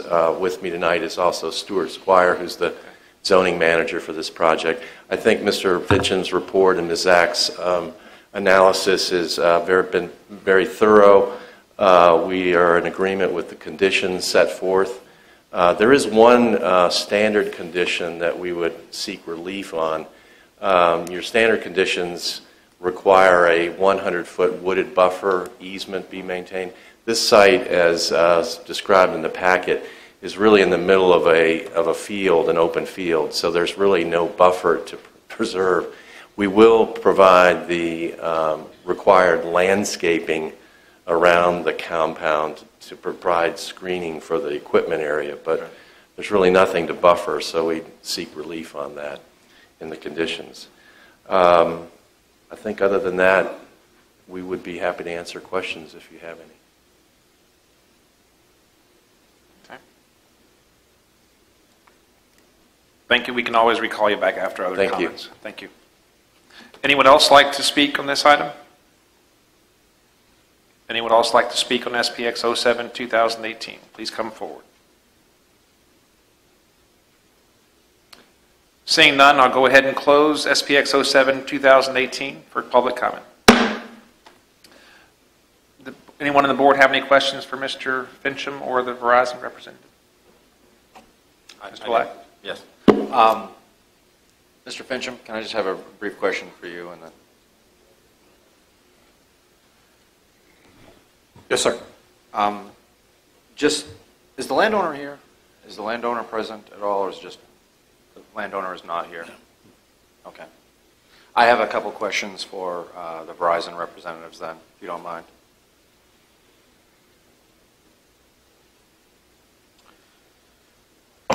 And I was reading through the comments. I actually got the information on this. I'd heard about this coming for about a month and a half, and I actually just received information on this on Thursday or Friday when the board packet came out. And I guess my question to you is, I realize that the laws in Virginia have changed significantly in 2018 as far as what you can make a cell phone tower do. Like, you can no longer make a sound tower. We can't require you to make it look like a tree. It's my understanding is one of the things that's changed. However, I was just kind of curious on this. Is there going to be any co-location on this tower besides just you guys? Is there going to be any room for it? There is room for it. This is designed to accommodate 3 other carriers, so and that's a common practice with Verizon. I know you're not making that a condition. I understand that, but I think you're entitled to an answer, and that is it can accommodate 3 other carriers. Okay. Yeah. Now the other question. Thank you. I appreciate that. The other, no, it's not a requirement. The other question I had for you is on the buffer. You still, I was looking at the design. You still have the 10-foot, or you still are putting the Leland cypress around. Yes, sir. So the base structures, I know that you're not going to hide a 199-foot pole. I get that. But the base structures around whatever you need for like electric boxes and stuff, those will be those will be covered. That's right. The purpose of that landscaping is to screen the equipment area, which is about an 80 by 80 area. And that area also can accommodate other carriers. As far as, and I saw on the thing, there'll be crushed rock. I saw there was like some crushed rock that was going to be down there in the design. Yes, sir. As well.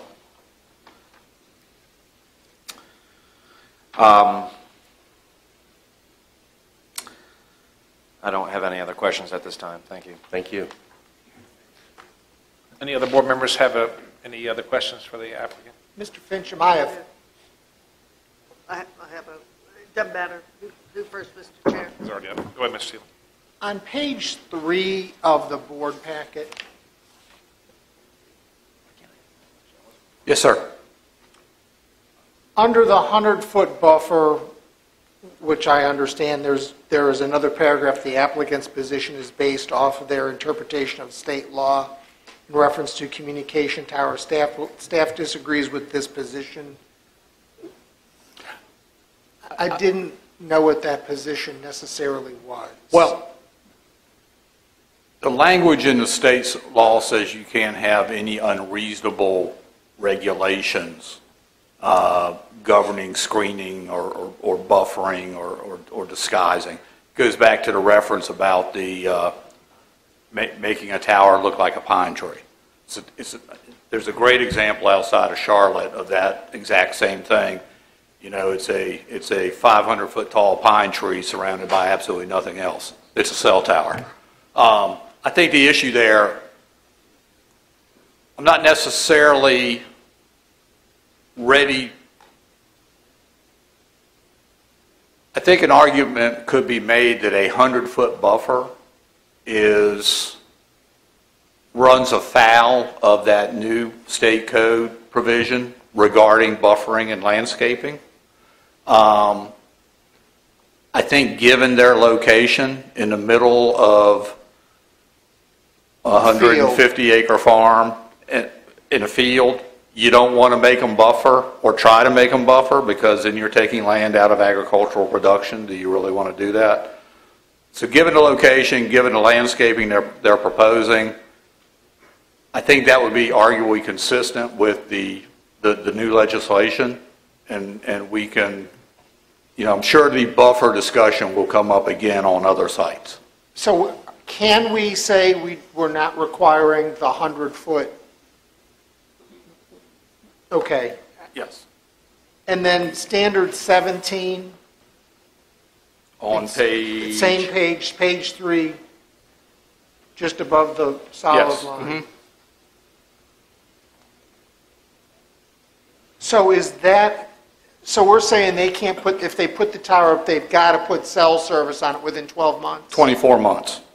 Condition number 5, as recommended, would make that consistent with state law. 24 months to locate. So I think the landscaping that's proposed, given its location, we're comfortable with the buffer provision there. We're comfortable with the 24 months in the state law with respect to standard 17. Okay. Mr. Fincham? My other question on this is, we have talked about other issues dealing with the farm before. My question to you is there any would there be any impact being its location to the lake and Lake Landor at all? You mean in terms of runoff? Yes. No.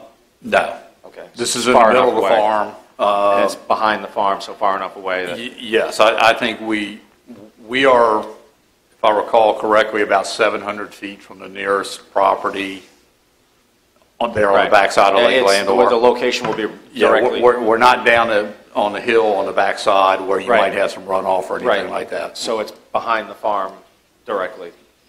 Yep. Okay, and then one last thing. I saw something in here about a temporary entrance. What is...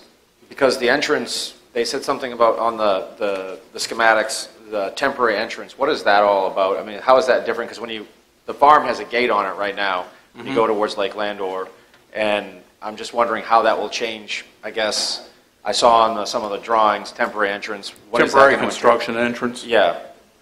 Yeah, what is that going to? That allows them to get the heavy machinery in. VDOT requires an entrance permit for the construction, and it's on their plans. That'll be removed once the site's up and running. Yeah. But that's Okay. mainly for all the construction, your cranes and cement, cement trucks and all that kind of stuff. It's a fairly tight curve getting into that entrance if you Yeah. have a large piece of construction equipment. So the temporary entrance was to mitigate the construction access to the site. It'll be removed. So that's to benefit the flow of traffic as to? Yes. All right. Thank you. Ms. Lowe? Yes, this may be for Verizon, not you, but my question is, how will this tower affect service to our citizens? Is this going to be a hop-over tower, or will we see improved reach and service?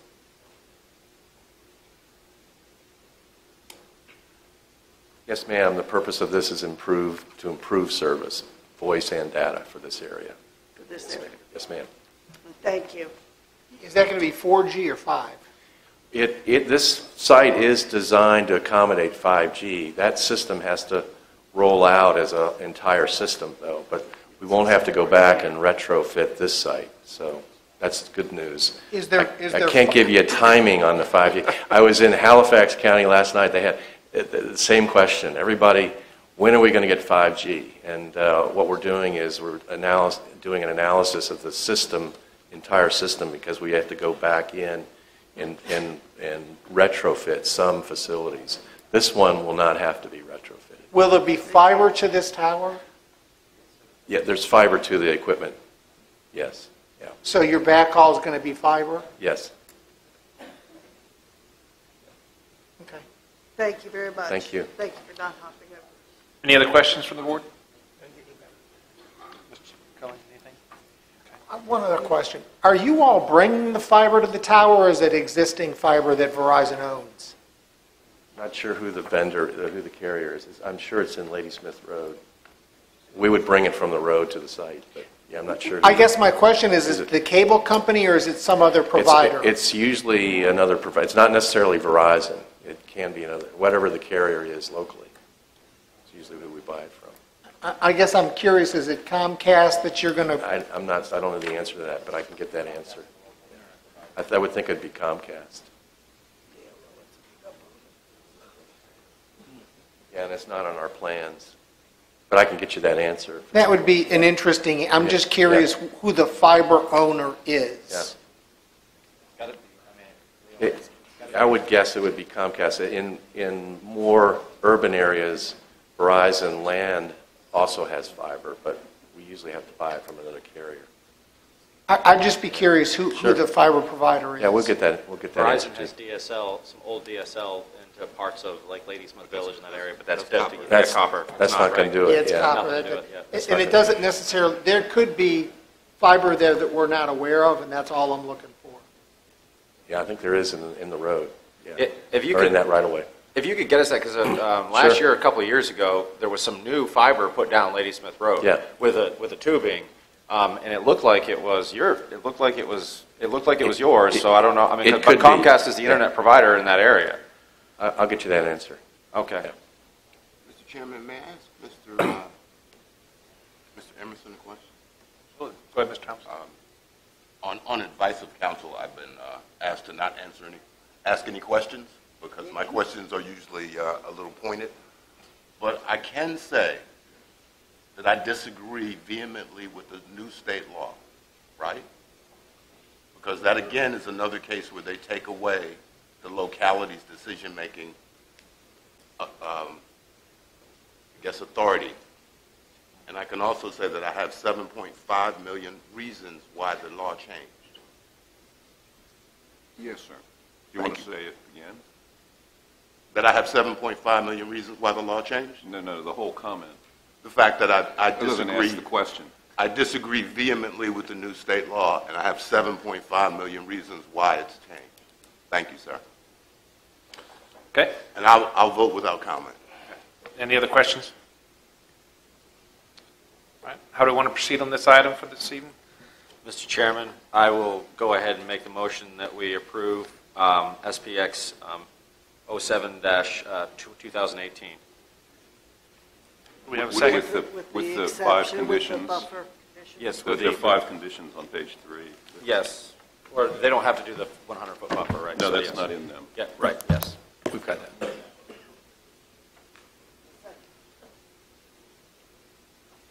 All right, we have a motion and a second to accept XPX 07-2018 with the 5 conditions. Any other discussion? Mr. Emerson, have we phrased this properly? All right, we'll go ahead and go to a vote. All those in favor say aye. Aye. All those opposed? Nay. Do a roll call vote real quick. Mr. Thomas? I vote nay. Mr. Black? I vote aye. Aye. Ms. Long? Mr. Underwood? Aye. Mr. Seeley? Aye. And I will vote aye. Motion carries. All right, on to new business, number 6. A request from 4-H Cooperative Extension, Virginia Cooperative Extension, to use county portion of 4-H, full-time 4-H agent salary for a part-time program assistant position. Mr. Broadus. Yes, sir. Mr. Parton, do you want to give Mr. Parton just a moment just to brief us? Thank you. Mr. Chairman, members of the board, we had this request from Virginia Cooperative Extension Service as outlined in the board packet. Pretty simple request. They want to use the county's portion of funds for a 4-H agent position that the state is not providing its share of the funds for and therefore hadn't been filled for a year and a half or so. Oh, Mr. Parton, that was a great presentation. Thank you. I'd like to make a motion that we move ahead. Second. We have a motion and a second. Any other discussion? Who seconded the item? I did. Okay.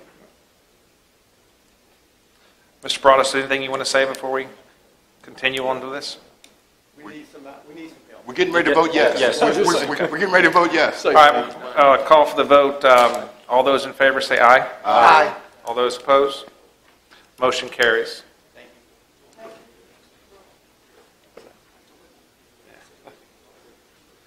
All right, new business, item number 7, discussion of proposed Motorola multi-year maintenance and system upgrade agreement for Caroline County Public Safety Radio System. Who's got the hot potato with this one? Nobody wants that one. Hold on, I have 12 screens open. I got to get back to where it was. Hold on. This, we placed this on the agenda. It's not really for action tonight, but to give you a chance to ask questions. We do have Motorola reps here to discuss this, but we did make you aware that after the initial warranty ran out, we would have 2 different issues. One, to keep the software up to date, and one is basic. If something breaks, they come down within a few hours and try to get it running. The issue with the software, it'll run for multiple years on the software we're at. But the way Motorola works is if you get too many versions out and then something breaks, you've got to upgrade to several versions to get to the latest version before they can bring you back in and fix you. So it's sort of a catch-22. If you don't do it, you're riding on a gamble that at some point in time, not if it breaks, but when something finally stops working and then your software is out of date, the technician shows up and says, your software is out of version, you've got to do a multi-upgrade. We can't get you from 14 to 20. You got to go 14 to 16 to 18 to 20, and here's your $1 million bill or whatever that number is, or your radio system doesn't work. And we're not talking about this subscriber. So we're not talking about mobiles and portables. We're talking about the infrastructure at the 6 tower sites and the stuff that's in the basement at dispatch or the brains of the system, which is all computer-based things and hardware-based things like switches and pieces of equipment. And so if you have the maintenance agreement, that keeps all that stuff up, and they keep all that working, and it's compatible with the software. So if you let either one of these pieces kind of get out of whack, at some point in time you're going to be down for, and as you looked at, I put a subscriber count in there so you can see how many were used by the schools, and those are mainly on buses. And there's a lot of areas in the county, despite what Verizon's doing, where cell phones don't work necessarily really good, but that radio, that mobile works everywhere in the county. The portable may not work everywhere in the county, works 93%, but the mobiles work everywhere. And I think that's a lifeline for, we've had a bus fire out in Sparta where, they were able to radio out of that, not look for a cell phone, try to get a phone call out. So it's one of those things we knew, and I think I could go back and find some spreadsheets. I probably was a little low. I think I estimated $100,000 to $150,000 a year for the software and things. But we did know this was sort of coming. But anyway, that's my comments, and we do have the reps here to answer any more detailed questions. Now, before you leave that, Mr. Cully, I recall one of the last concessions we got from the vendor in this case was I forgot what the phrase was. It was a clawback. If we didn't pay for maintenance for a couple of years, there's a clawback fee that makes you pay for maintenance. In those cases, that was waived. So if we decided to not pay maintenance any particular year, there's no penalty for us not doing that.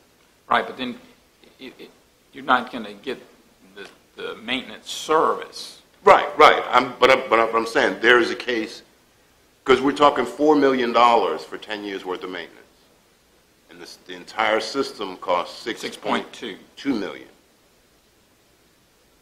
Okay, that's. But even at the end of that, you will have basically still a new system. The hardware will, other than the subscribers, the mobiles, but those, those run pretty good. But the hardware and the software will be up to date. But this doesn't necessarily say they will replace our hardware. This says they will maintain our hardware. There's a difference between maintaining and replacing to have a brand new system. At the end of this 10 years, all of my hardware should be working, but it'll all be 10-year-old hardware, aside from whatever breaks in that. Some of it, yeah. Some of the servers and things will have to be replaced in there just due to the. Right. So it's not going to be a brand new system at the end of 10 years. It's totally going to be a working system that's, hopefully we continue maintenance on down the road. I mean, I've run into this before in the industry, and this seems like a fairly high maintenance bill. Mr. Chair, could we let Motorola answer that question maybe a little more detail? Yes, sir. Please state your name. Yes, good evening, Mr. Chairman and board members. My name is Dale Scott. I work for Motorola Solutions, and I'm the customer support manager for Caroline County. So there's two components here of this. There is a maintenance agreement or service agreement, which covers dispatching a shop out for if there's an issue with the radio system. It also covers technical support by Motorola. It includes on-site response within a 2-hour time frame, infrastructure repair with advanced replacement, meaning if there's a component of the system that goes down, Motorola will ship out next day a component to replace the component that has failed. Next day? Next day, yes, sir. This also covers your IP logging recorders which they record the radio traffic on your radio system.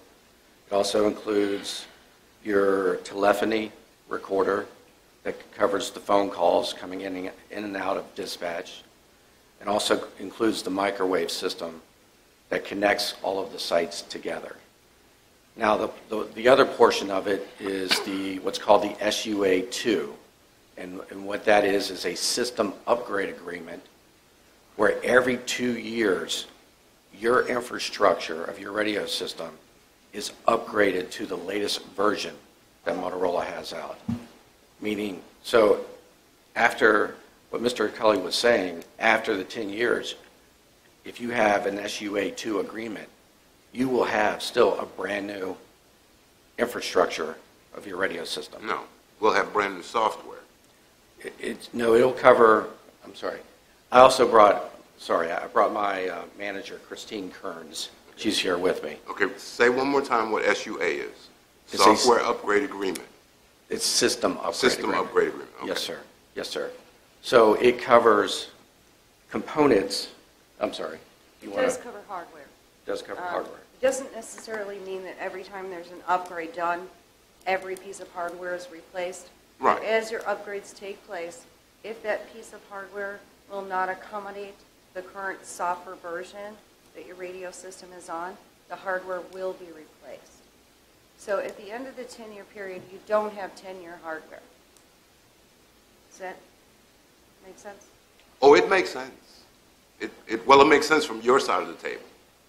And I understand what you're saying. It's just, it seems like we're basically buying a new system again in 10 years. And I understand it's a mission-critical system.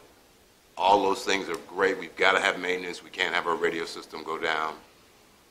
But we spent 6.2 million to implement the system. Correct. And now we're going to spend 4.5, whatever that number at the bottom was, 4.5, for 10 years worth of maintenance on that system. Software doesn't really break, does it? Well, this does include hardware, though. But my question was, software doesn't really break, right?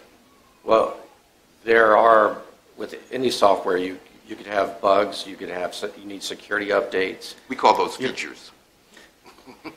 Well, so, I'm sorry. So. I needed a little levity, so excuse me. So the older radio systems were all circuit-based systems. So basically, they're mechanical. You put the system in, if one component failed, you pull that component out and replace it with the new component. Well, the new radio systems are all IP-based. They're just like computers. So you have to maintain them. You have to have the software upgrades.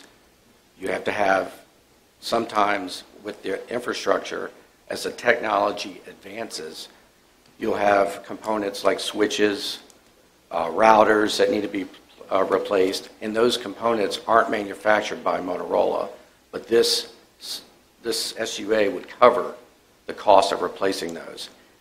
And also any other Motorola infrastructure equipment that will be needed for the upgrade, it will be included in the SUA too. I understand what you're saying, and you are making an excellent presentation from your side of the table. From my side of the table, this seems like an exorbitant amount of money for a system we've just spent $6.2 million for. And I understand we are basically a captive audience. We have to have a radio system. I don't recall these numbers being what was originally discussed when we signed the original contract. And I think those numbers were presented by Motorola to us for budgeting purposes. Now, during our discussions with Motorola, there were some reductions in the cost. Apparently, you've gotten whatever reductions in the cost back in this maintenance contract, which may or may not be your decision or your purpose. It just seems like an extra lot of money. So, just one comment for you on the software. I wouldn't consider the software, how did you say it, enhancements, or I would consider the software something, let's take Windows, for example. Right. We are, Windows 10 nowadays? Okay. Right? Okay.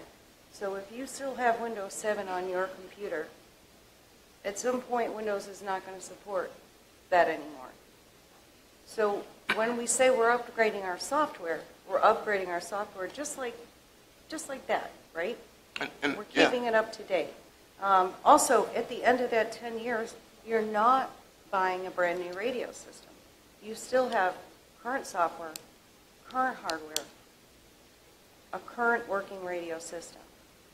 Okay. In 2013, you spent $6.2 million. Right. But we didn't even get the system implemented in 2013. Right, So. it's 2016 when everything was said and done. So let's look forward 10 years from now. I'm guessing that it's going to be a lot more than $4 million to start over. Well, maybe not. I mean, we had a chance to join with somebody else, but that's another story. But my last question, since you brought up the Windows analogy, I actually do have a computer that's running Windows 7 at home. I'm sure you do. Okay? It's running just fine. Everything works.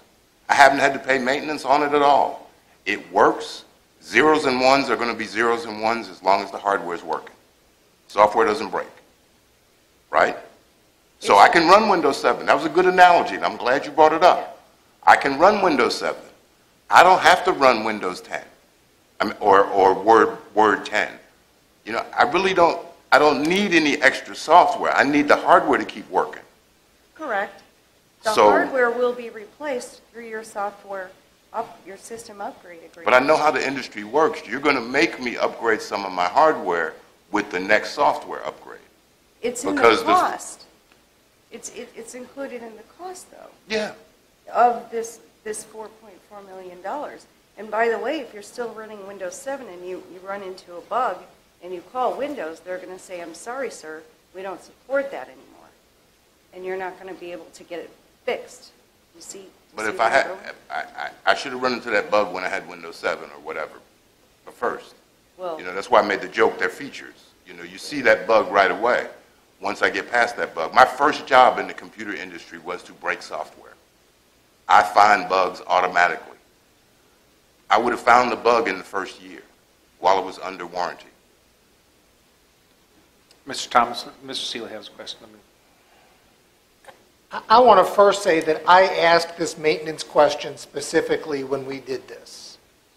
We all did. And the cost was nowhere near $4.5 million. I mean, when I look at this, I'm just pretty much astounded. I have a 2000 Jetta.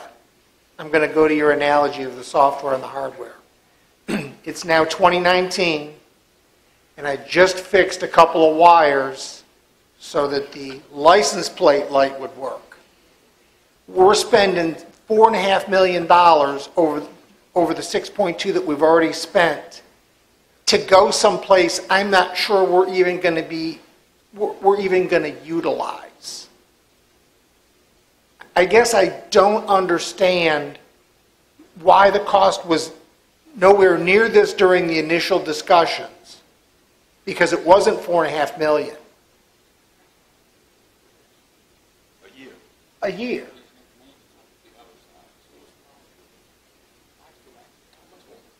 Because this really, 300 this would is, have been a lot better than 450 a year. 300,000 a year would be much more palatable than 450 a year. right, Because that's another $1.5 million we're basically spending. we're spending. I'm not sure if the numbers that were presented to you at the time of the proposal included. Yeah. We understand you guys are post-sales. Right, We understand, yeah. you know. But this is not. And I almost went and pulled the video of the meeting, because I was one of the board members that said everybody out here wanted the Motorola system. Major Mosier was here, and I said, the cost of this down the road, we're not done paying for yet. And now we're at 2/3 of the cost of the original system. The towers are up, the microwave is up. I mean, everything is in place, but we're still paying 2/3 of the cost of the system to maintain it. And Nobody spends that. I mean, you don't spend that on your car in 10 years. And to keep it up to date. But up to date is relative. I have a 2000 Volkswagen Jetta. I'm driving it today. I haven't upgraded the software. I haven't changed out the engine. It's still the same transmission. And you don't need an iPod adapter, Correct. which is an upgrade we might get. So you don't But- need that. We're not a metropolitan county. Our biggest goal was to gain coverage. That was one of the only things that we were looking for, in all honesty, in a radio system. And I understand the use groups. I understand all the different factions there are in the software that enable a whole lot more users. But that wasn't our ultimate goal. Our ultimate goal was coverage. And here we are to keep coverage And I understand that the hardware comes with, I get it. So if the microwave, let me ask you this, a storm takes out one of our towers and we lose the microwave. It's completely gone. Do we pay for that or do you? In a case Just like, wait. in a case like that, that would be considered insurance. And probably file a claim with your insurance if it takes out the entire microwave. However, you have first responders here within 2 hours. You have parts shipped within 24 hours. You have technical support. You need to get on the phone and find out what can we do to go around to get this, what can we do to get this working right this minute. There's a whole bunch of people supporting you while we're getting this up and fixed.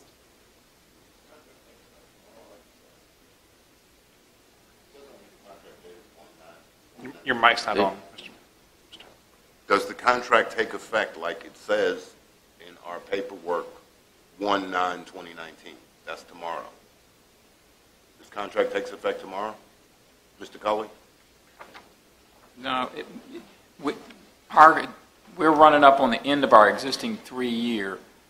We're trying to push this to February at the from this January, because we knew you would need time to, study it and think about it. But we've been in operation 3 years, since January of 16.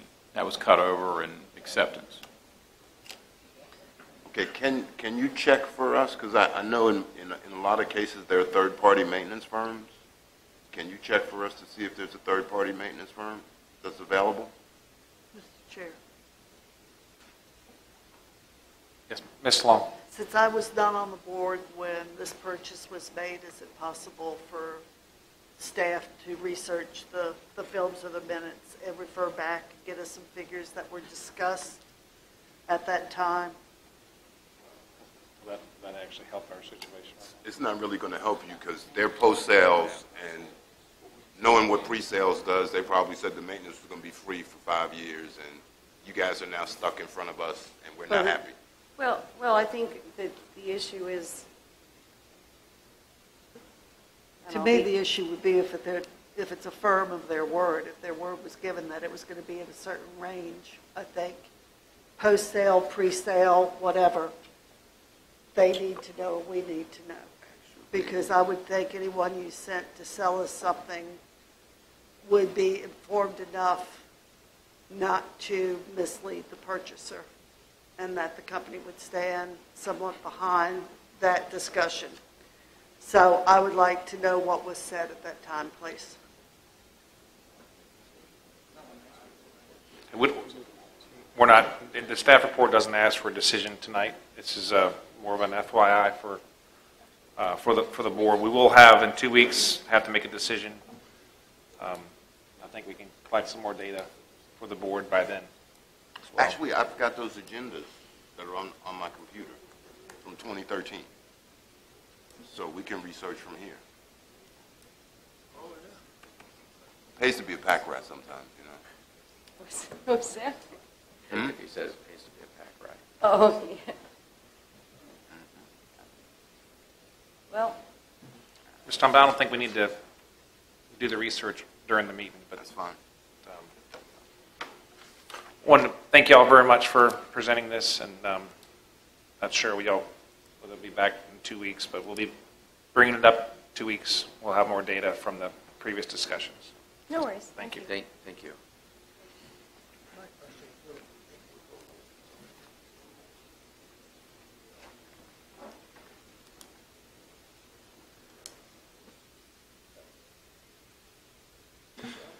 All right, item number 8, we have the capital projects update. Mr. Cully, before we start, is it possible to remove some of the stuff that is complete? It looks like, or is that? Yeah, we will. Okay. So we got a handful of them that are dated.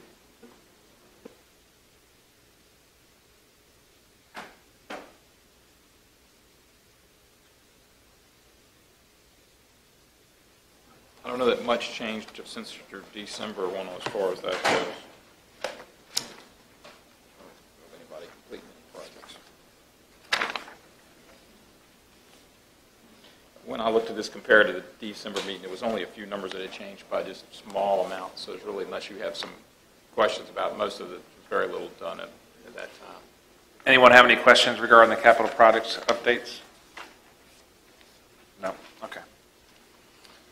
And we're going to do the calendar now, or wait? Please, yeah, calendar now. We're going to jump over to the calendar. One thing to add, I believe the AP Hill leadership reception is 25th. Is that correct? Put that on the calendar. Everybody on the board received their invitation? Seems like. Okay. Except I couldn't open mine for some reason, so. You need to upgrade. You need to upgrade. I need an upgrade, exactly. She's on I need a XP. maintenance repair agreement. She's on XP. But that's all right, I know how to pick up a telephone, so I'm fine. All right. Don't forget our next meeting is at 4:30, a joint meeting with the school and the EOC. And then our regular meeting at 6 p.m. on the 22nd. The Fire Rescue Awards Banquet in Town Hall on the Saturday the 26th. VACO Government Day is on the 31st. That's Thursday the 31st. And there's also, I know some of you may have seen from Linda Millsaps from the George Washington Commission, they're doing a 50th anniversary of PDCs basically that night at 5:30. It's all in the same hotel at the Omni downtown in Richmond. So if any of y'all are planning to go to that or either one of those or... What is the RSVP date on that? It's 18th, correct. So just let Pam know if any of y'all want to go. February, we've heard the Polar Bear Plunge on the 2nd. Board meeting is on the 12th. Annual banquet for Ladysmith Volunteer Fire Department is at the Lake Caroline Lodge on the 16th. Of course, we do have the 18th and the 21st are holidays in January. And then the 18th is President's Day in February. So that's the gamut of the holiday season until Memorial Day. That's a 4-day weekend for you guys? It is. But we got to get the packet out on Thursday anyway, so the Friday holiday's not an issue. And that'll be all I have unless you have any questions. Any questions by the board? Before we go into closed session? Say again. All right. You want to do closing board comments before we go to close? All right. Come out and just recess. Yep. Let's go ahead and have any closing comments. Go ahead, Mr. Thomas. You can start us off. I do have one, Mr. Chairman, and on the advice of counsel, I was not allowed to ask Verizon about co-location, but since their tower passed, we have no fear of them suing us because it didn't pass. I find it an absolute injustice and a travesty that the General Assembly, who received $7.5 million in donations from Verizon, would create laws that restrict what a locality could do. We cannot ask Verizon to co-locate. We cannot ask Verizon to put cell towers in our more needy areas.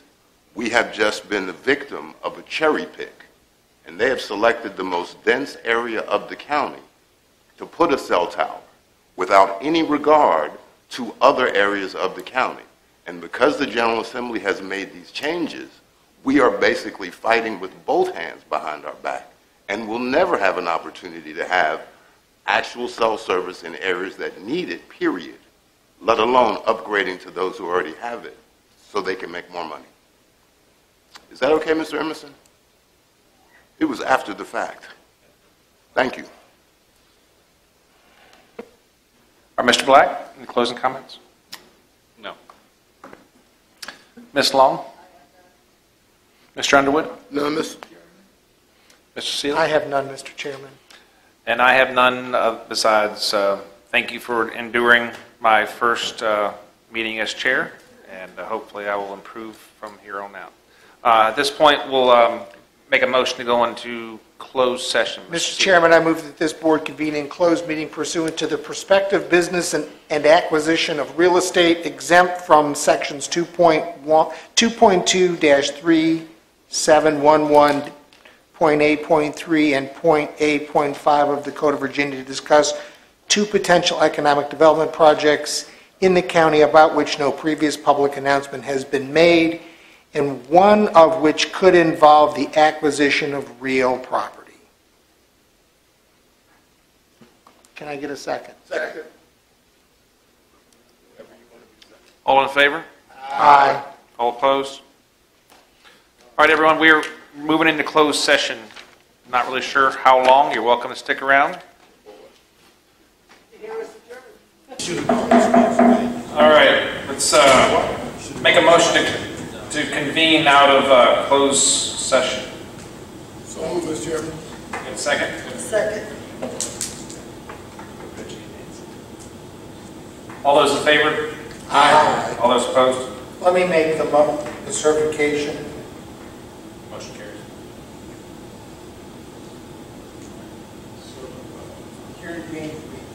We just need to certify that. We'll discuss things.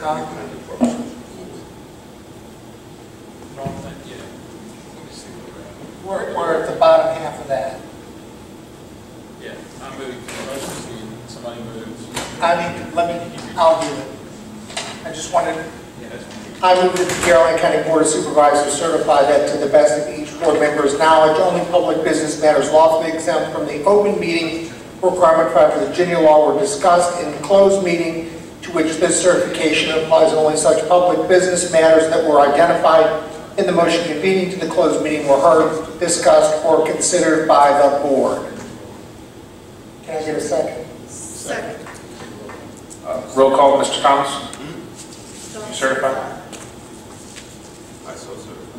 Mr. Black? I so certify. Ms. Long? I so certify. Mr. Underwood? I so certify. Mr. Seeley? I so certify. And I so certify. That comes to the conclusion of the meeting agenda. Do we Mr. have Chairman, a motion carries? we recess until the 22nd at 4:30 in the emergency services room. Is that what we call it? Second. We have a motion and a second. Any discussion? And we'll do a vote. All those in favor? Aye. All those opposed?